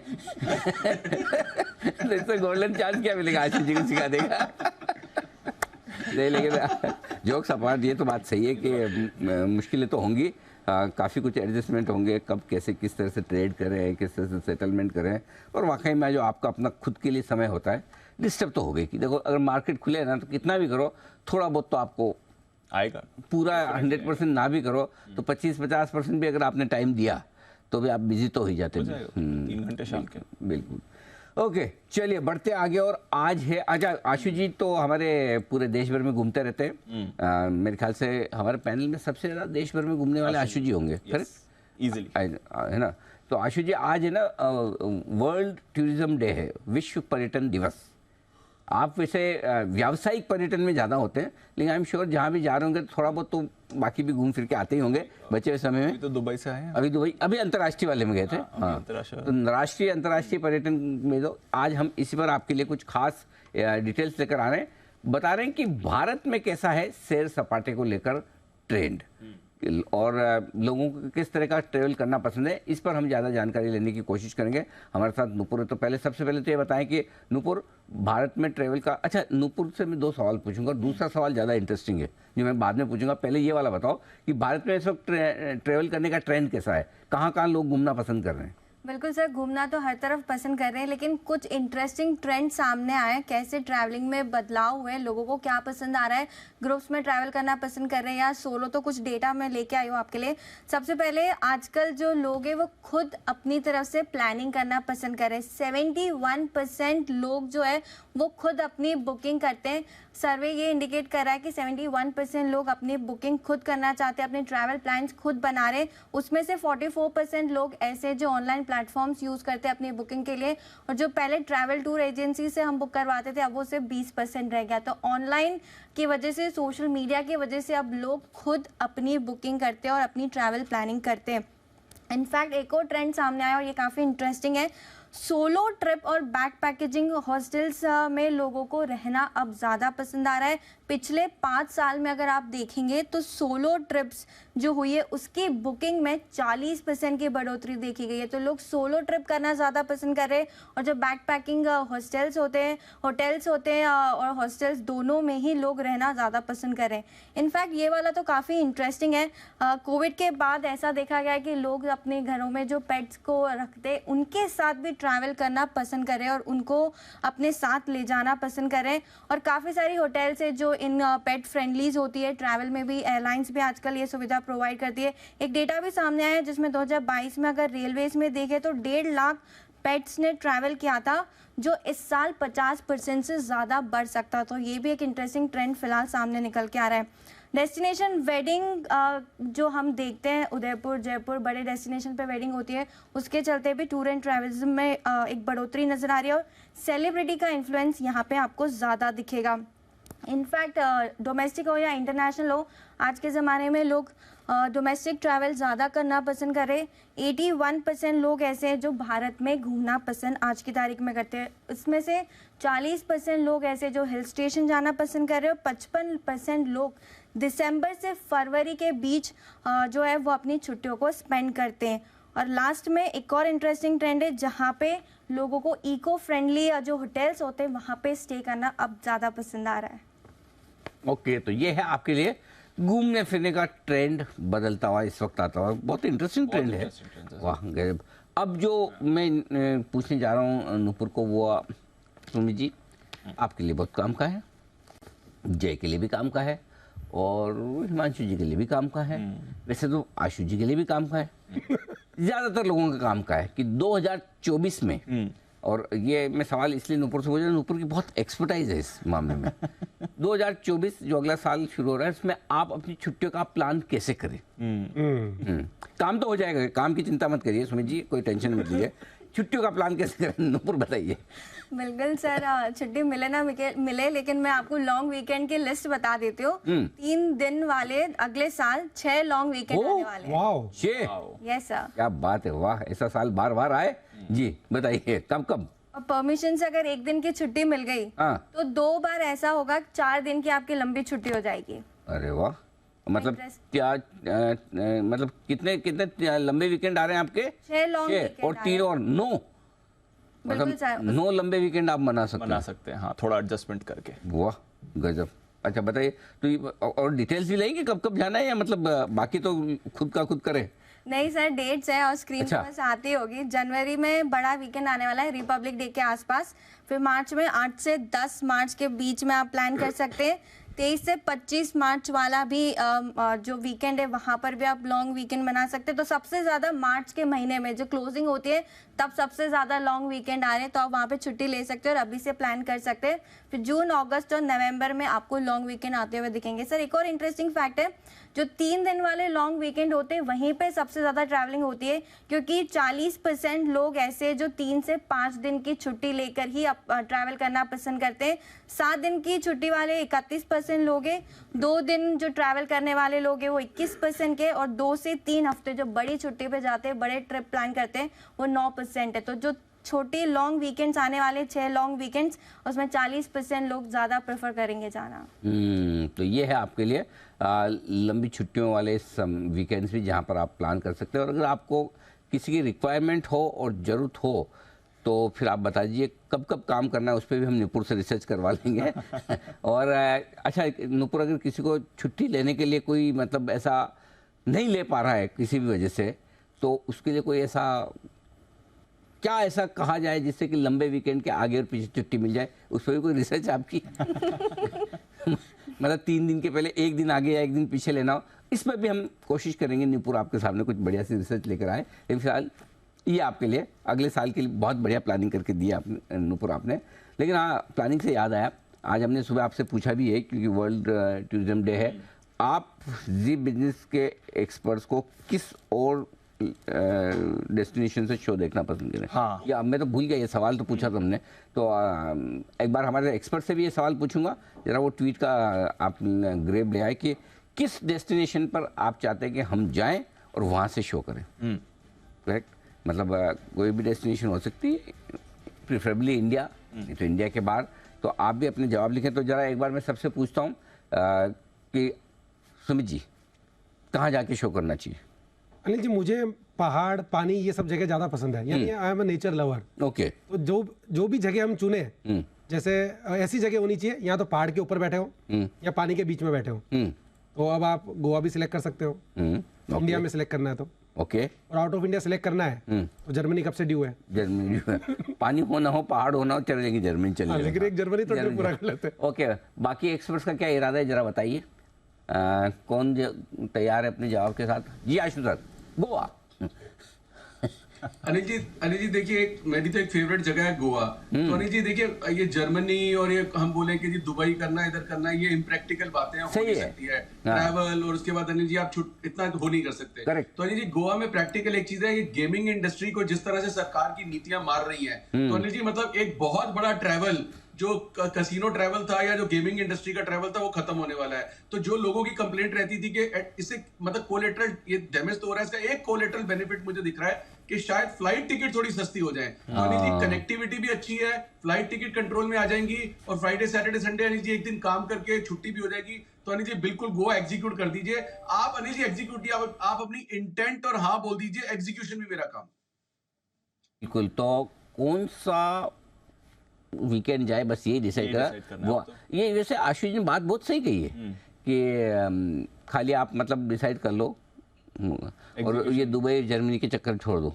ये वैसे आशुष जी बचपन में होता था ना स्कूल में, कोई चीज के ऊपर दो दोस्तों के अंदर बहस हो जाए, लगी 1-1 लाख की शर्त। ये 1 लाख रुपए वाली शर्त का कभी सेटलमेंट हुआ नहीं। न तेरे पास है देने को, न मेरे पास मैं ले पाऊंगा। हाँ, तो कब यही लगी 10 रुपए की शर्त। हाँ जी जी अनिल जी, शो की शुरुआत में हम यही तो एग्जांपल दे रहे थे, यूरोप जा नहीं पाया, यूएस जा नहीं पाया, या जाऊंगा या जाना था, वही बात चल रही है। हाँ, तो 10 रुपए की शर्त का तो सेटलमेंट भी हो जाए। 1 लाख की लगी, 1-1 लाख की। हाँ, कितने जीरो लगते वही पता नहीं होता था 1 लाख में, तब लगाते थे। आपने भी लगाई? बहुत लगाई है। सारी डिफॉल्ट हुई अब तक की। ओके, तो हमने आज जो ट्वीट डाला वर्ल्ड टूरिज्म डे का, उसमें हमने आपसे सवाल पूछा। अच्छा, जय भी बता रहे हैं तब तक। हाँ जय, बताइए आपको कहाँ जाना है, मतलब कहाँ से शो करना है? अनिल जी, जो हिसाब से अनिल जी आशु जी ने कहा है, मुझे तो और कुछ कहीं नहीं जाना अनिल जी, गोवा ही जाना है। उन्होंने आपको क्लियर कह दिया है, बस आप हाँ कर दीजिए, सारा इंतजाम वो कर देंगे अनिल जी। तो हमें तो टेंशन लेने की जरूरत ही नहीं अनिल जी, कर ही दो अनिल जी। हाँ, बहुत बढ़िया। और किसी की तरफ से कोई रिकमेंडेशन पसंद? अनिल जी कुणाल जी। अनिल जी देखिए, मेरा तो इतना कहना है अनिल जी, दिल्ली को छोड़कर आप जहां चाहें वहीं पर कर लीजिए। दिल्ली मुंबई अवॉइड कीजिए अनिल जी। इसके अलावा आप जहां चाहें वहीं का योजना बना लीजिए। जो भी खर्चा देने को रेडी है अनिल जी, उसी को आगे कर दीजिए। और पूरी तरह से अनिल जी सहमत हूं मैं आशुष जी के साथ, गोवा हो जाए तो बहुत ही बढ़िया। मतलब ऐसे भूखे प्यासे लोग मतलब कहीं भी ले जाओ, ले जाओ, दिल्ली से बाहर निकालो। आसपास में क्या है, गुड़गांव है? गुड़गांव वहाँ तो नहीं नोएडा गुड़गांव। चलिए बढ़िया है, देखिए, लेकिन आपकी भावनाओं का सम्मान करते हुए एक शो तो पक्का करेंगे 100% करेंगे, बिल्कुल डाउट ही नहीं। ओके, चलिए, ये है वर्ल्ड टूरिज्म डे पर हमारे एक्सपर्ट्स की तरफ से आपके लिए कुछ न कुछ बात है। बाजार मजबूत होते दिख रहे हैं। 3 बजे 19,725 के आसपास निफ्टी, डे हाई पर 44,600 पर बैंक निफ्टी। एब्सोल्युटली सर, और कॉल्स भी आ रहे हैं। सुमित जी से उनका guest of the week special वो भी है, और एक ट्रेडिंग कॉल हिमांशु जी का भी है। तो सुमित जी से लेते हैं उनका guest of the week call. उससे पहले एक बार हिमांशु जी के लिए हिटमैन हिमांशु।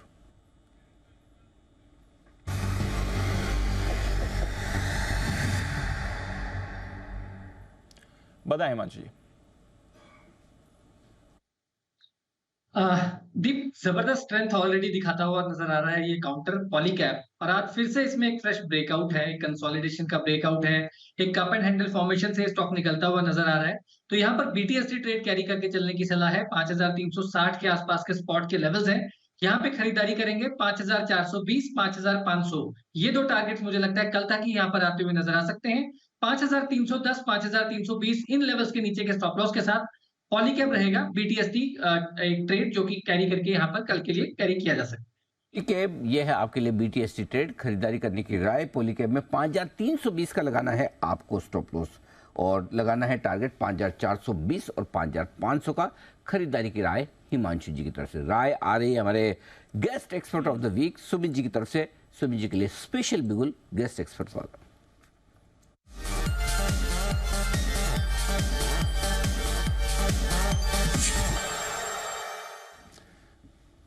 सुमित जी, हमने स्पेशल बिगुल भी इसलिए रखा, जो भी गेस्ट आएगा उसको इतना स्मार्ट बना के रखा है ना इस पूरे बिगुल में, ताकि वो बार बार आने का उसका मन करे। बिल्कुल, एकदम सही जी। बताए सुमित पसंद है? अनिल जी, ये जो भी बिगुल बज रहा था उसमें जो म्यूजिक बज रहा है उसमें पूरा डिस्को या मतलब मन करने का मन करता है। मतलब जो म्यूजिक बजता है डिक चिक डिक चिक डिक चिक, मतलब मजा आ गया म्यूजिक सुन के।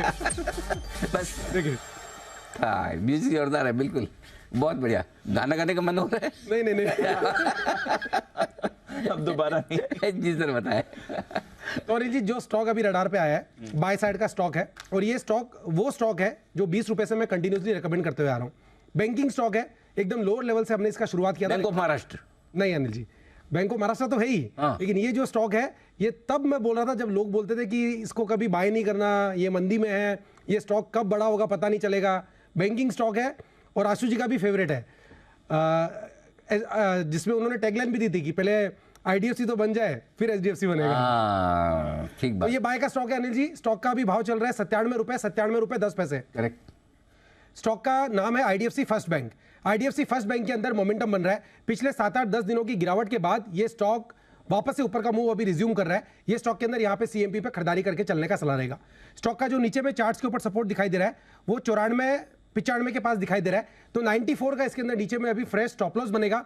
ट्रेलिंग स्टॉप लॉस के तौर पे भी इसको यूज कर सकते हैं जिन्होंने लॉन्ग पोजीशंस बना रखी है उन लोगों के लिए। यहां से ऊपर का मूव देखने को मिलना चाहिए। पहला टारगेट 102 रुपए का, दूसरा टारगेट 105 रुपए का। 100 के ऊपर ये जल्दी सस्टेन करना चाहिए और आने वाले दिनों में एक अच्छी तेजी ऊपर की तरफ देखने को मिलनी चाहिए। तो 102, 105 ये टारगेट इमीडिएट शॉर्ट टर्म के होंगे। 94 का स्टॉप लॉस लगा के खरीदारी करें आईडीएफसी फर्स्ट बैंक। ओके, तो आईडीएफसी फर्स्ट बैंक इस पर आपको करनी है खरीदारी, ये एक्शन में दिखेगा। गेस्ट ऑफ द वीक की स्पेशल पिक, आज सुबह भी Soni ji guest of the week थे, तब उन्होंने आपके लिए सन फार्मा दिए थे, जबरदस्त मोमेंटम उसमें आया। अब आपको मोमेंटम आते हुए दिखेगा आईडीएफसी फर्स्ट बैंक में, ये है उनकी राय। चलिए, दोनों पर हमारी नजर रहने वाली है। फिलहाल अच्छी मूव आ रही है। मूव अभी पॉलीकैब की बात हुई, हैवेल्स पर भी रखिए नजर, वहां पर भी थोड़ी देर पहले एक एक्शन आपको बनते हुए दिखा है। तो हैवेल्स पॉलीकैब दोनों ही आपको मूव करते हुए दिख रहे हैं। दोनों काउंटर्स पर आपको एक अच्छा मोमेंटम बनते हुए दिखेगा। थोड़ा अच्छा मोमेंटम आपको एमएनएम फाइनेंस में भी अभी अभी आते हुए दिखा है। और इप्का लैब्स, इस पर रखिए नजर। आज फार्मा का दिन भी है, 2% ऊपर आपको इप्का लैब्स भी दिख रहा है। तो यहाँ पर भी एक मूव आ रही है। बट एक बार हैवेल्स के चार्ट पर मैं सचिन जी से राय लेना चाहूंगा। सचिन जी जरा देखें, ये स्पेस ही एक्शन में आ रहा है। पॉलीकैब में अभी मूव आई, अब हैवेल्स भी एक्शन दिखा रहा है। जरा देखें हैवेल्स का चार्ट सर। दीपांशु, यहाँ पर एक अच्छा कंसोलिडेशन काफी हफ्तों से यहाँ पर नजर आ रहा है। 1380-1400 के आसपास एक जेन्युइनली काफी स्ट्रॉन्ग बेस है। एंड रेजिस्टेंस अगर हम देखें तो फिलहाल इमीडिएट बेसिस पे जो कॉन्ट्रैक्शन है उसका जो अपर एंड है वो लगभग अराउंड 1430 के आसपास प्लेस्ड है। तो मुझे लग रहा है जैसे ही ये पर्टिकुलर निकल जाता है, आई थिंक उसके बाद एक काफी स्ट्रॉन्ग डायरेक्शनल प्ले इस पर्टिकुलर स्टॉक में नजर आना चाहिए। एंड जिस तरीके से ये पूरा कंसोलिडेशन हुआ है पिछले 15 दिनों का, तो आई थिंक एक हेल्दी बेस यहाँ पर 1380 के आसपास पोजीशन हो चुका है। तो डेफिनेटली यहाँ पर थोड़ा सा लंबा नजरिया रखना चाहिए। 1360-65 का आप स्टॉप लॉस लगाएं। एंड मुझे लग रहा है ये स्टॉक अपने पोर्टफोलियो में भी उतारा जा सकता है इमीडिएट बेसिस पे। जैसे ही ये पर्टिकुलर लेवल निकल जाता है 1430 का, तो 1500 से लेके 1560 तक की एक अच्छी रैली यहाँ पर नजर आनी चाहिए।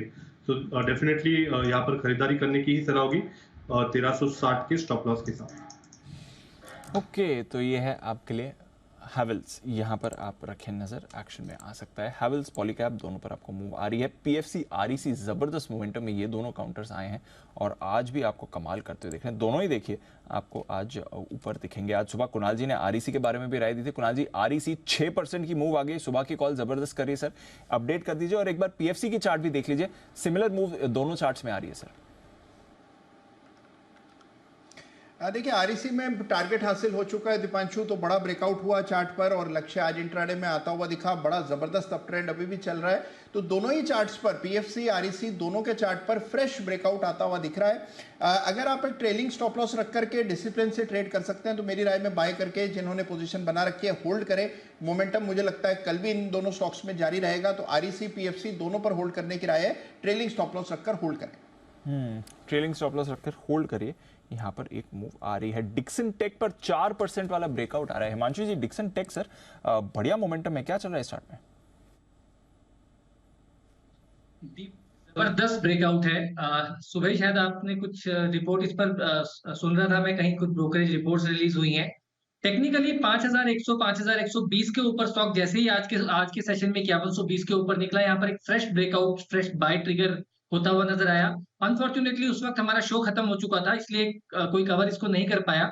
और तब से ही लगातार इसमें एक अपवर्ड स्ट्रॉन्ग ब्रेकआउट देखने को मिल रहा है। तो मुझे लगता है कि फिलहाल तीसरे दिन आज बड़ी तेजी है, तो यहाँ पर आप मोमेंटम चेज ना करें। लेकिन डेफिनेटली अगर आने वाले 1 से 2 दिनों में कोई डिप 5200 5150 के आसपास मिलता है तो डेफिनेटली खरीदारी के मौके ढूंढें।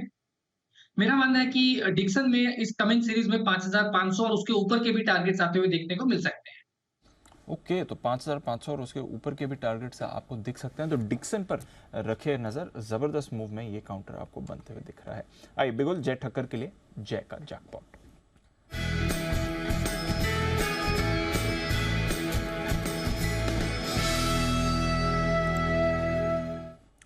बताएं जय। जी दीप मेरा कैश का ऑप्शन है दीप, जैकपॉट नहीं, कैश का ऑप्शन है, उसी का बिल्कुल बजवा दीजिए।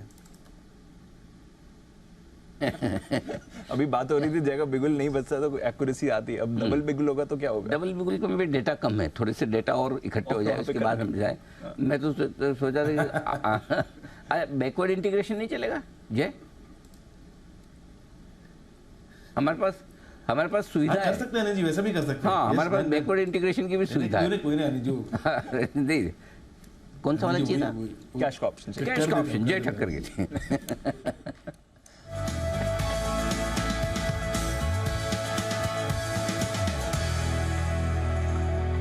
अब आएगी दमदार कॉल।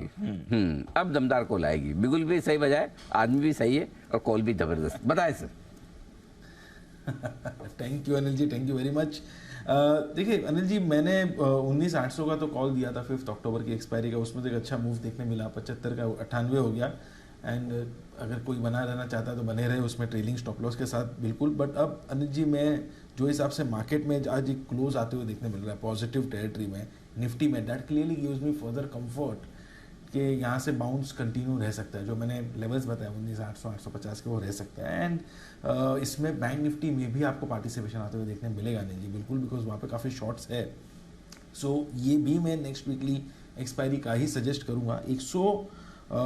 177 पर खरीदे नहीं जी, 177 पर 45,000 के स्ट्राइक का call option, out of the money call option है ये भी 4 अक्टूबर की एक्सपायरी का है जी, नेक्स्ट वीकली एक्सपायरी का 177 पर खरीदे। यहाँ पे आपके टारगेट्स जो बनेंगे 310 रुपये से लेकर 390 रुपये के बनेंगे, 310 390, ये दो टारगेट्स के लिए खरीदे। Out of the money option है एनर्जी, यहाँ पे आपको बने रहने को भी मिलेगा। और यहाँ पे जो स्टॉप लॉस रहेगा energy, that would be placed at 75 on a closing basis. यहाँ पे भी 75 रुपये का क्लोजिंग बेसिस पर स्टॉप लॉस रखना है। ये इसीलिए सजेस्ट कर रहा हूँ अनिल जी, बिकॉज कल एक्सपायरी है, सो शायद वॉलेटिलिटी मिले तो क्लोजिंग बेसिस का स्टॉप लॉस सही रहेगा।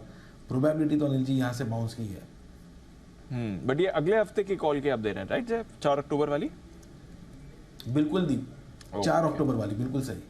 ओके, तो 4 अक्टूबर की एक्सपायरी की बैंक निफ्टी की आपको कॉल खरीदनी है। यहाँ पर जय की तरफ से राय आई। और इस बार तो जय बैंक निफ्टी की एक्सपायरी की तो बस 2 ही ट्रेडिंग दिन होने वाले। एक तो वैसे भी एक दिन कम होगा क्योंकि मंथली से आप वीकली में जा रहे हैं, और एक दिन मार्केट हॉलिडे भी आ रही है इसकी। परफेक्ट दीप, अगर आप देखेंगे तो बैंक निफ्टी में फ्राइडे का एक सेशन आपको मिलेगा ये वाली एक्सपायरी का, और नेक्स्ट वीक में आपको स्ट्रेट 4 अक्टूबर को मिलेगा, which is I think Wednesday, because Tuesday को और मंडे को सॉरी हॉलीडे है, तो आपको ट्यूसडे भी मिलेगा, वेंसडे भी मिलेगा, फ्राइडे भी मिलेगा, 3 दिन मिलेंगे राइट। 3 दिन आपको मिलने वाले हैं, ध्यान रखिएगा, ये आपके लिए फैक्टर है। बाय द वे कल बैंक हॉलीडे है, तो ये भी आप ध्यान रखें सर, कल बैंक हॉलीडे है, तो आप जो भी ट्रेड रह लें, अब आपके सेटलमेंट सेटलमेंट एक साथ होंगे। छुट्टियां बहुत सारी आ रही है, कई जगह परसों भी है छुट्टी, कल तो है ही है। कल बैंक हॉलीडे है, सेटलमेंट के हॉलीडे है, तो ध्यान रखना है ये सर। हाँ, तो फिर आपको अब सीधा सोमवार को भी तो छुट्टी है, सोमवार को छुट्टी है, बट फ्राइडे है ना, फ्राइडे बीच में फ्राइडे है ना भी बाकी। हाँ, कल यानी थर्सडे का, परसों भी तो कई जगह परसों भी शायद छुट्टी है, विसर्जन की स्कूल। अच्छा, विसर्जन कर ले, सॉरी, विसर्जन कर ले। ओके, हाँ, परसों ईद मिलाद और विसर्जन, हाँ, ईद और विसर्जन दोनों ही कल है, तो कल एक ही छुट्टी है। परसों खुले रहेंगे, फिर वापस 2 तारीख को छुट्टी, फिर वापस 2 को छुट्टी। 3 दिन का लंबा वीकेंड, जो पिछले साल नुपुर हमें नहीं बताया, इस साल है। चलिए बढ़िया, तो इस पर आप रखिए फोकस। कल बाजार बंद होने के बाद, यानी कल जो निफ्टी की क्लोजिंग होगी, कल गुरुवार मंथली एक्सपायर, इसके बाद इंडेक्स में ढेर सारे बदलाव होने वाले हैं। किस तरह के बदलाव होंगे, किन इंडेक्स में होंगे, किन शेयरों का वेटेज बढ़ेगा और घटेगा, ये सारी डिटेल्स है वरुण के पास, जो हमारे साथ जुड़ चुके हैं इस वक्त। बताएं वरुण। तो अनिल जी, ये बेसिकली एनएससी के जितने भी इंडाइसेस है उसमें बदलाव होने वाले हैं। Nifty 50, Nifty next 50, 500, 100, mid cap, small cap, सब में बदलाव होंगे। सबसे पहले वेटेज जो चेंज होने वाले हैं निफ्टी 50 में, जिसमें HDFC, axis, ITC, Tata consumers और अडानी एंटरप्राइजेस का वेट जो है बढ़ने वाला है। जहां वेटेज घटेगा उसमें विप्रो है, Adani ports, JSW steel, Reliance और इन्फोसिस शामिल है। CPSE इंडेक्स जो है उसमें भी वेटेज में बदलाव होगा।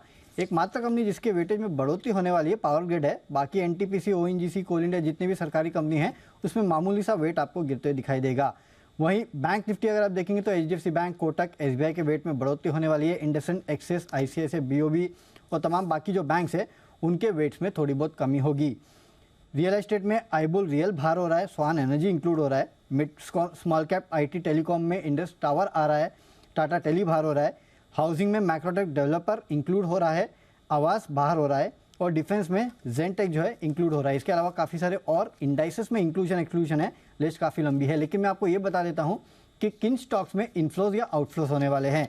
तो इनफ्लोज में HDFC bank 750 crore, power grid करीब 550 crore, Shriram finance, Trent, TVS Motors, PNB, इन सब में 250 से करीब 500 करोड़ के आसपास के इनफ्लोज आ सकते हैं। जहां पे आउटफ्लोज होंगे उसमें NTPC है करीब 380 crore, page industries, HDFC AMC, IndusInd bank, ACC, Indus tower, Adani port जो है इनमें करीब 100 से 200-250 करोड़ के आसपास के इनफ्लो आउटफ्लोज जो है वो आपको देखने मिल सकते हैं। ज़्यादातर हम देखते हैं कि ये जितने भी एडजस्टमेंट्स है क्लोजिंग के आसपास होते हैं, क्योंकि कल की क्लोजिंग से एडजस्टमेंट होने हैं, तो शायद आपको सेकेंड हाफ में इन सभी स्टॉक्स में मूवमेंट देखने मिल सकता है। इनको अपने रडार पर रखिएगा। तो कल कुछ बड़े एडजस्टमेंट्स होने वाले हैं क्लोजिंग पर, यहाँ पर आपको रडार पर बिल्कुल। तो एक्शन भरपूर रहेगा कल। वैसे तो मंथली एक्सपायरी का भी एक्शन है और बाकी इंडेक्स में बदलावों की वजह से भी आपको कई सारे स्टॉक में खरीदारी या बिकवाली दोनों ही आती हुई नजर आएगी, और वो भी डिलीवरी बेस्ड। ये ध्यान में रखिए। आइए ध्यान में रखिए, हिमांशु जी की तरफ से आ रहा है एक बेहतरीन कॉल।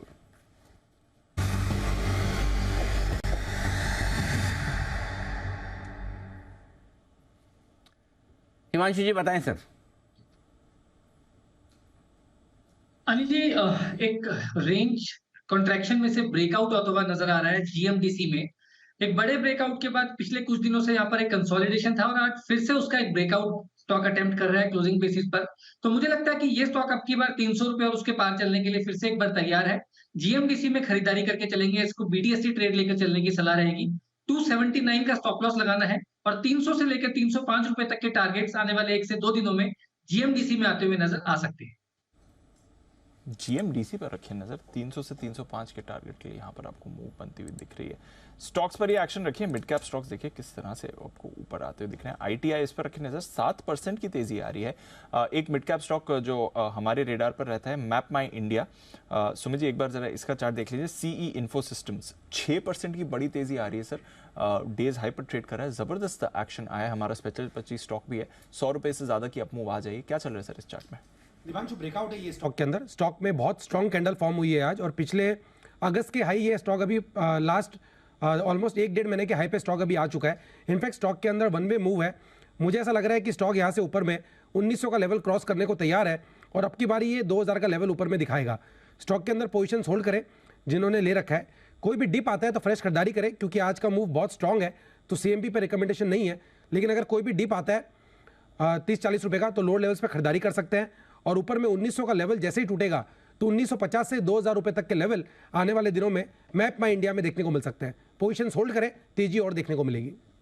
पोजीशन होल्ड करिए। मैप माई इंडिया बढ़िया मूव इस पर आती हुई दिख रही है और तेजी आपको देखने को मिलेगी भी। By the way wire stocks की बात चल रही थी, KEI इंडस्ट्रीज पर भी रखिएगा नजर। यहाँ पर भी मूव आ रही है, 4% ऊपर आज KEI है। इस पूरे स्पेस पर ही आपको एक्शन बना हुआ है। एक मिड कैप IT स्टॉक और जहाँ पर आपको रखनी है नजर, वो है KPIT टेक। यहाँ पर भी अच्छी मूव बनी हुई है, ऑलमोस्ट 4% ऊपर KPIT टेक आपको ट्रेड करते हुए दिख रहा है। जरा इस पर रखिए नजर, मिड कैप IT स्पेस है। सचिन जी जरा राय भी दे सर, 1130 का लेवल KPIT टेक और पिछले 5-10 मिनट में थोड़ा और एक्टिव हुआ है।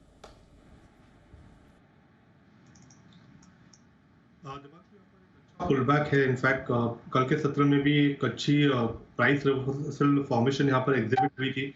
एक बुलिश एनगल्फिंग फॉर्मेशन है, एक अच्छे सपोर्ट के आसपास 1040 के आसपास का। बट कहीं जाकर थोड़े से डिस्ट्रीब्यूशन के साइंस भी यहाँ पर 1200 के आसपास एविडेंट है। तो मुझे लग रहा है अगर ये पुल बैक थोड़ा और मैच्योर हो जाता है तो लगभग अराउंड 1180 के आसपास के स्विंग्स भी बन सकते हैं। बट वहां पर भी मुझे लग रहा है खरीदारी नहीं करनी चाहिए, थोड़ा सा कॉशियस रहने की सलाह होगी। अगर आपके लॉन्ग पोजीशन है तो रिकमेंडेशन यही होगी कि वहां पर आके अपना मुनाफा बांध देना चाहिए।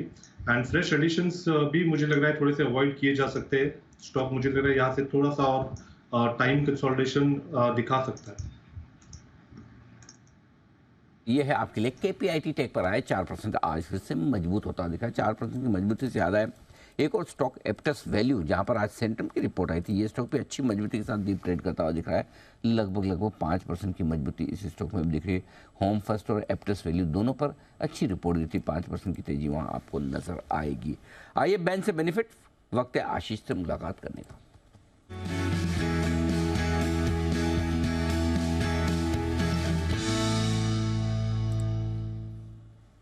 बताएं आशीष, कौन से स्टॉक्स हैं जो बदलाव लाएंगे?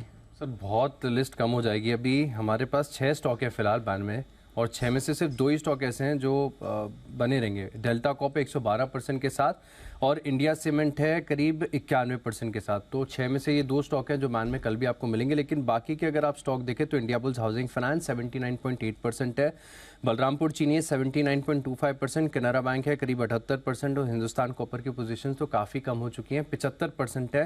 ये चारों स्टॉक ऐसे जिनकी पोजीशन 80% से नीचे आ गई है। चारों स्टॉक बैन से बाहर आ जाएंगे। 2 स्टॉक आपके पास बैन में बने रहेंगे। एंट्री करने के लिए सर लग नहीं रहा है कि कोई भी करेगा, सब रोल ओवर की पोजीशंस लग रही हैं। एनएमडीसी ने कल भी प्रयास किया था लेकिन बैन में आया नहीं था। कल बंद होने के समय पोजीशंस थी 90.6 प्रिसाइजली, राउंड फिगर समझ लिए कि 91% थी। आज 109% है, लेकिन डाउटफुल ये कि स्टॉक बैन में आएगा। तो कल आपके पास सिर्फ 2 ही स्टॉक रहेंगे बैन में। तो बैन लिस्ट 12 स्टॉक से डेल्टा 2 में इंडिया सीमेंट रहेगा और डेल्टा और इंडिया सीमेंट, ठीक बात है। चलिए बढ़िया। तो ये हैं 2 स्टॉक जो बैन में आपको कल भी मिलेंगे आखिरी दिन। ये पूरी सीरीज, अब कल तो बैन से बेनिफिट का लिंक होगा नहीं क्योंकि सभी वो निकलेंगे एक्सपायरी है, बट ये पूरी सीरीज हर दिन हमने बैन से बेनिफिट किया है सर। करेक्ट। डे 1 आया है, और इस सीरीज में है कितने 11 स्टॉक्स हो गए थे। 12 स्टॉक का 13 के ऊपर होते तो फिर 3 साल का हाई टूट जाता। 12 से अब हम 2 पर 2 पर आ गए। ओके चलिए, ये है आपके लिए इंटरेस्टिंग एक्शन। आइए 320 की मार्केट स्ट्रैटेजी अनिल जी की तरफ से।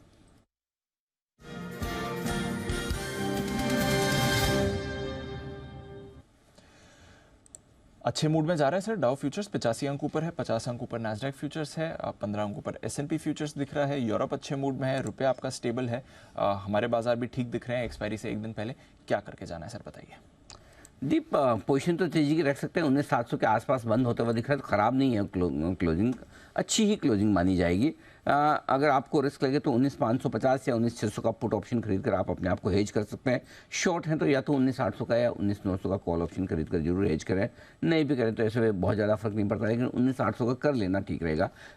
थोड़ा सा मूड माहौल बेहतर होता हुआ दिखा है। अब देखते हैं आज रात अमेरिका में किस तरह का एक्शन होता है, क्योंकि सपोर्ट लेवल के आसपास अमेरिकी बाजार भी पहुँच रहे हैं। तो हो सकता है मजबूत खुलें, फिर गिरे, फिर फिसल कर वापस रिकवर हों। इस तरह का सेशन वहाँ देखने को मिल सकता है। Mid cap small cap share मजबूत है। बैंक निफ्टी 44,500 के ऊपर ही बंद हो रहा है, तो रिस्की जोन से तो बाहर है, लेकिन बहुत मजबूत क्लोजिंग नहीं होती दिख रही कि जिससे आपको अच्छा कॉन्फिडेंस आए। बैंक निफ्टी अगर आपके पास है तो 44,400 का पुट ऑप्शन आपके पास होना चाहिए लॉन्ग पोजीशन पर। शॉर्ट पोजीशन पर 44,800 का कॉल ऑप्शन। 200 इधर 200 उधर, तब तक इतना मूव हो तो आप संभालिए। इससे बड़ा हो तो फिर आपको थोड़ा सावधान रहना चाहिए। Got it. ओके, ये है आपके लिए अनिल जी की तरफ से कल एक्सपायरी से पहले स्ट्रैटेजी। आइए आईटी सेक्टर, इस पर करना है फोकस। आज सुबह हमने बात भी करी थी, साइंट आपके लिए बात भी किया भी गया था। स्टॉक ऑफ द डे में टारगेट्स भी आते हुए दिखे। मॉर्गन स्टैनली क्यों है इतना बुलिश आईटी सेक्टर पर, आशीष बताइए। दीपांशु, मॉर्गन स्टैनली FY25 को मान रहा है कि काफ़ी बढ़िया हो सकता है। आईटी स्टॉक्स के लिए FY24 हो सकता है कि थोड़ा सा चैलेंजिंग हो, लेकिन बाजार हमेशा आगे देखता है। तो ये मान रहे कि प्रेजेंट जितने भी कंसर्न्स है FY25 में सबके सब एड्रेस हो जाएंगे और अच्छी ग्रोथ यहाँ पर आपको देखने को मिल सकती है। और औसतन आईटी स्टॉक्स ऐसे हैं जहाँ पर 11 से लेकर 29% की अपसाइड का एस्टिमेट ये लगाकर चल रहे हैं। मान रहे कि जो एबिट मार्जिन है, जिनके अभी काफ़ी थोड़े से पिछले कुछ क्वार्टर्स में थोड़ा सा दबाव देखने को मिला, FY25 के बाद ये स्थिति जो है काफ़ी बढ़िया होगी। और ख़ास बात ये भी कि जो आईटी कंपनीज़ को बड़ी डील मिल रही हैं, इसका भी बेनिफिट आपको यहाँ पर देखने को मिल सकता है। और इनफैक्ट कई सारे स्टॉक ऐसे हैं जहाँ पर ये मान रहे कि FY25 में डबल डिजिट EPS ग्रोथ की उम्मीद है। यहाँ पर अच्छे ग्रोथ है। और जो वैल्यूएशन बाजार फिलहाल दे रहा है, काफ़ी कंसर्न्स है कि प्रदर्शन अच्छा नहीं रहा, वैल्यूएशन महंगे, तो कैसे सस्टेन करेंगे। लेकिन मॉर्गन स्टैनली का मानना है कि वैल्यूएशन FY25 में भी सस्टेन देखने को मिलेंगे। और इसी के चलते अगर आप देखें तो एक्सटेंसिव कवरेज है इनकी, बहुत सारे स्टॉक्स हैं जहाँ पर अच्छे खासे टारगेट दिए, लेकिन चुनिंदा हाईलाइट करके बता देता हूँ। सबसे पहले अगर आप देखें तो साइंट स्टॉक में आपको भरपूर एक्शन भी देखने को मिला और इन्होंने अपने व्यू में काफ़ी सुधार भी किया है। 1550 रुपये का पहला जो टारगेट था, अब इसे बढ़ा के सीधे 2000 रुपये कर दिया। आज स्टॉक में भी आज आपको ठीक ठाक एक्शन देखने को मिला है। LTTS में भी देखिए 3200 से बढ़ाकर 4000 कर दिया। एम्फेसिस है 2700 का टारगेट है। टाटा एलेक्साई 6400 रुपये का टारगेट है। इसके अलावा अगर आप देखें तो जो दिग्गज IT स्टॉक्स है ये भी इन्हें पसंद आ रहे हैं। TCS 3730 रुपये का टारगेट है। HCL टेक 1450, इन्फोसिस 1640 और विप्रो टेक महिंद्रा ये भी कुछ दिग्गज स्टॉक है जो पसंद आ रहे। तो मॉर्गन स्टैनली फिलहाल अगर आप देखें तो FY25 को मान रहा है कि IT सेक्टर के लिए बढ़िया होगा। FY25 IT के लिए अच्छा हो सकता है अगला साल। बट आज ही से आप थोड़ी IT सेक्टर पर रखिए नज़र। अभी जो हम बात कर रहे थे मिड कैप IT स्टॉक्स भी आपको एक्शन में आते हुए दिख रहे थे। KPIT टेक हमने देखा मूव है। साइंट सुबह से अच्छा दिख ही रहा है, इसमें भी आपने खरीदारी देखी है और एनर्जी के टारगेट्स भी आए। HCL टेक पसंद आ रहा है, इन्फी पसंद आ रहा है, यहाँ पर भी रखिए नज़र। हालांकि टेक महिंद्रा पर इन्होंने अपने टारगेट्स घटाए हैं, उसको भी रेडार पर रखें। आज वैसे IT के लिए अच्छा दिन ही रहा है, ज़्यादातर IT स्टॉक्स आपको ठीक ही दिखे हैं। ओके, तो ये है आपके लिए राय मॉर्गन स्टैनली की। आइए आशीष एक और स्टॉक की भी बात कर लेते हैं जहां पर आज हमने गिरावट देखी है। वेदांता वायदा कारोबार का टॉप लूजर है, बड़ा ब्रेकडाउन इस काउंटर में हमने आते हुए दिखा है और इसकी परेशानियां भी बढ़ी हुई हैं। जरा बताएं वेदांता में आज इतना बड़ा कट क्यों है आशीष? दीपांशु, मूडीज की तरफ से डाउनग्रेड यहाँ पर देखने को मिला। इनकी कॉर्पोरेट फैमिली रेटिंग जो है इसे रिड्यूस कर दिया गया, डाउनग्रेड कर दिया गया और मार्च में इसी साल इससे पहले भी सिमिलर रेटिंग को डाउनग्रेड किया गया था। अब देखिए कंसर्न मूडीज का कहना है कि डेट लगातार बढ़ता जा रहा है, डेट काफ़ी बड़ा कंसर्न बन रहा है कंपनी के लिए। इसके चलते आप देखिए जो इनका कैपिटल स्ट्रक्चर है ये नहीं कमज़ोर लग रहा है। पिछले कुछ तिमाहियां अगर आप देखें तो पूरे मेटल सेक्टर के लिए अच्छी नहीं थी, काफ़ी चैलेंजिंग थी। तो फाइनेंशियल स्थिति भी इन्हें पसंद नहीं आ रही है, कॉन्फिडेंस नहीं आ रहा है और डेट रीपेमेंट काफ़ी ज़्यादा है। इनफैक्ट अगले ही साल देखें तो अगले वित्त वर्ष में करीब 30,000 करोड़ के आसपास का डेट रीपेमेंट करना है। 2024 के पहले महीने जनवरी में अगर आप देखें तो इन्हें 8,000 करोड़ का जो है डेट रीपेमेंट करना है। तो चिंता हो रही है कि कैसे करेंगे। हालांकि अगस्त में कुछ 4% हिस्सेदारी बेचकर पेरेंट ने थोड़ी सी पूंजी जुटाई थी, लेकिन वो सफिशिएंट नहीं है। मान रहे कि आगे जाके काफ़ी ज़्यादा डेट रीपेमेंट करना है, इसके चलते कंसर्न बने हुए हैं। और हिंदुस्तान जिंक जिसमें हिस्सेदारी रखते हैं, कैश रिच कंपनी है, वहाँ से काफ़ी अच्छा खासा कैश ये डिविडेंड के तौर पर ले भी लेते हैं। लेकिन दिक्कत यह है कि हिंदुस्तान जिंक में जितनी भी हिस्सेदारी वेदांता की है पूरी की पूरी गिरवी रखी हुई है। तो फर्दर फंड रेजिंग कैसे कर पाएंगे इसको लेकर संदेह। इसके चलते इन्होंने साल में दूसरी बार रेटिंग को किया डाउनग्रेड और आज स्टॉक में बड़ी गिरावट है। दूसरी डाउनग्रेड है इस बार, मार्च में भी किया था सर। बड़ा कट आया आज, 6-7% के आसपास का कट आपको इस वक्त नजर आएगा। वेदांता में बड़ा नुकसान होता हुआ आज के सेशन में 200 के करीब पहुंचता हुआ स्टॉक 7% नीचे आई। आइए बिल्कुल सुमित जी के लिए सुमित का सुपर हिट।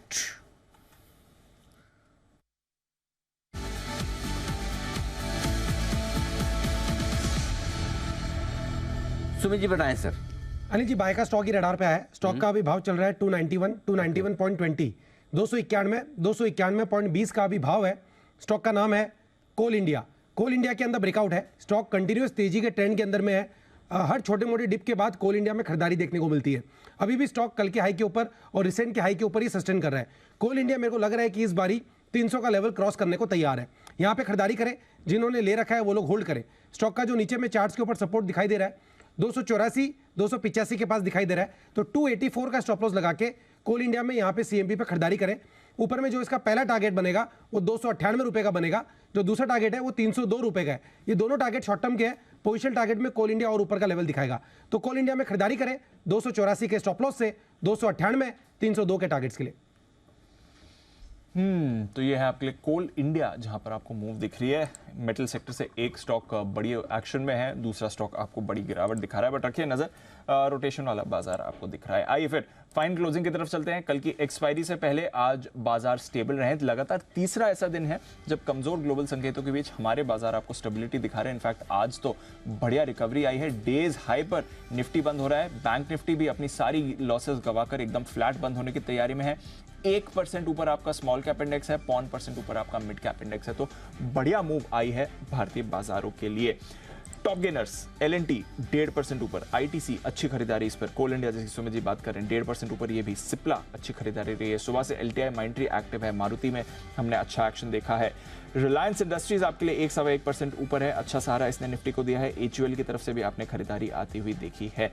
इसके अलावा फार्मा स्टॉक्स अच्छे थे, सन फार्मा में भी आपने बढ़िया मूव देखा था। बिल्कुल, इसमें जय देना चाहते हैं आखिरी मिनटों में एक जैकपॉट शेयर बिना बिगुल वाला। जय बताइए। बिल्कुल बिल्कुल अनिल जी खरीदना है अपोलो टायर्स फ्यूचर्स अक्टूबर सीरीज का, ये 377.30 377.60 के आसपास ट्रेड कर रहा है।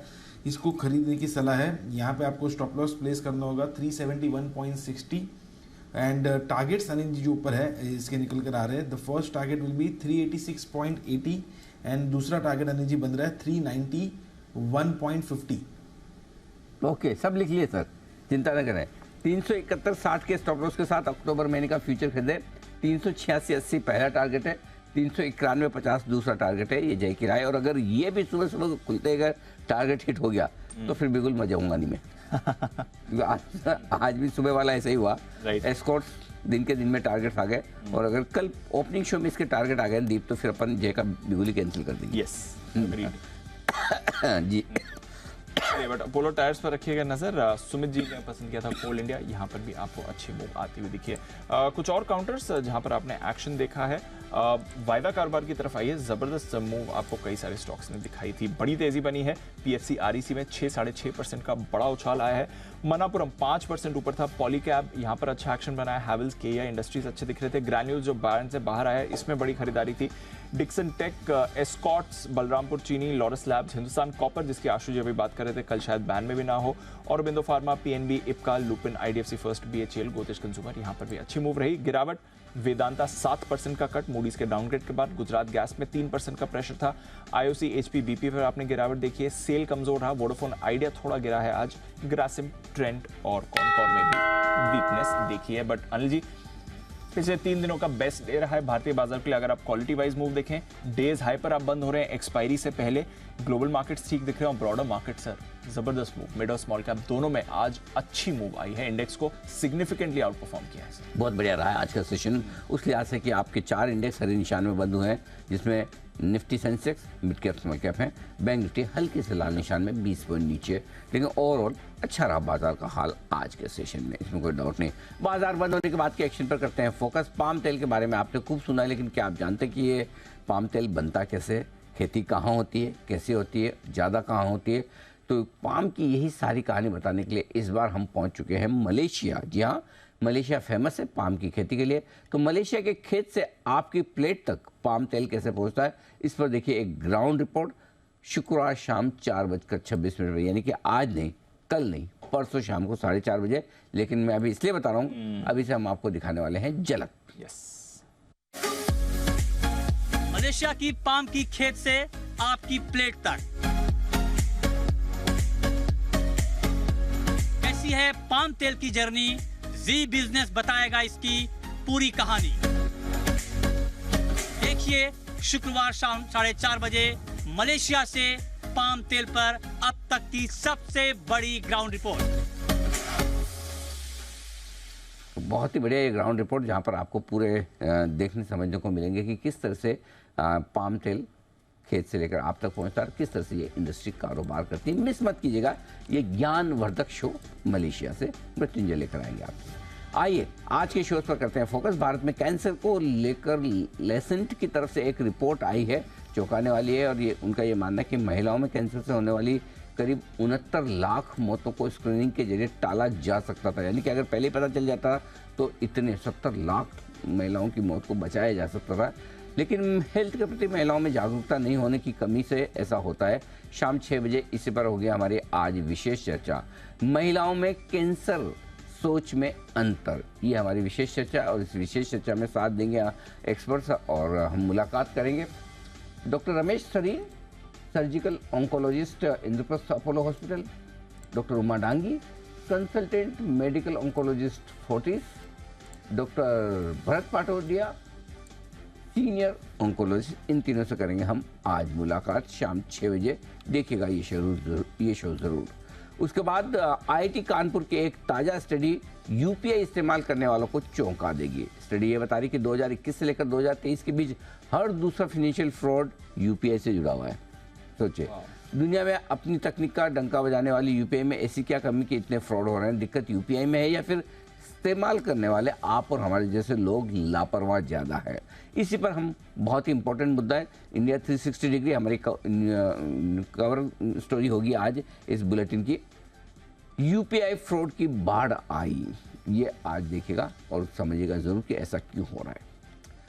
आधी रात तक वायदा कारोबार की ट्रेडिंग जारी रखने के लिए कितने तैयार हैं ब्रोकर्स, ट्रेडर्स, आप और हम? आज शाम 10 बजे, शाम तो नहीं रात ही हो जाएगी तब तक, तो आज रात 10 बजे स्पेशल शो देखिएगा ट्रेडिंग टाइम कब तक। और जिनको लगता है कि रात 10 बजे ये शो बहुत लेट चल रहा है तो समझ लो जिस दिन ट्रेडिंग होगी तब क्या होगा, तो यही करना पड़ेगा। तो इसलिए देखिएगा ज़रूर रात 10 बजे ये शो ट्रेडिंग टाइम कब तक। ओके, विदा लेने का वक्त है अब। आशु जी का बहुत बहुत धन्यवाद, कुणाल जी, हिमांशु जी और जय ठक्कर साहब का भी शुक्रिया, सचिन जी का बहुत बहुत धन्यवाद और विशेष शुक्रिया हमारे special guest expert of the week Sumit ji का। सुमित जी, आपने एक रिकॉर्ड बनाया, आपको पता है? आज कौन सा रिकॉर्ड बनाया अनिल जी? आज ही बनाया, सबसे लंबे समय तक guest expert of the week रहने का। हाँ। सुबह मतलब ब्रेकफास्ट और टी से लेकर हाई टी तक। तो बहुत बहुत धन्यवाद स्टूडियो में आने के लिए। आइए, आपसे सबसे होगी कल फिर मुलाकात और कल का दिन बड़ा स्पेशल है क्योंकि मंथली एक्सपायरी का दिन है, एक्शन रहेगा भरपूर और आज की रिकवरी के बाद मूड माहौल थोड़ा सा है बेहतर। मुझे और दीप को दीजिए इजाजत।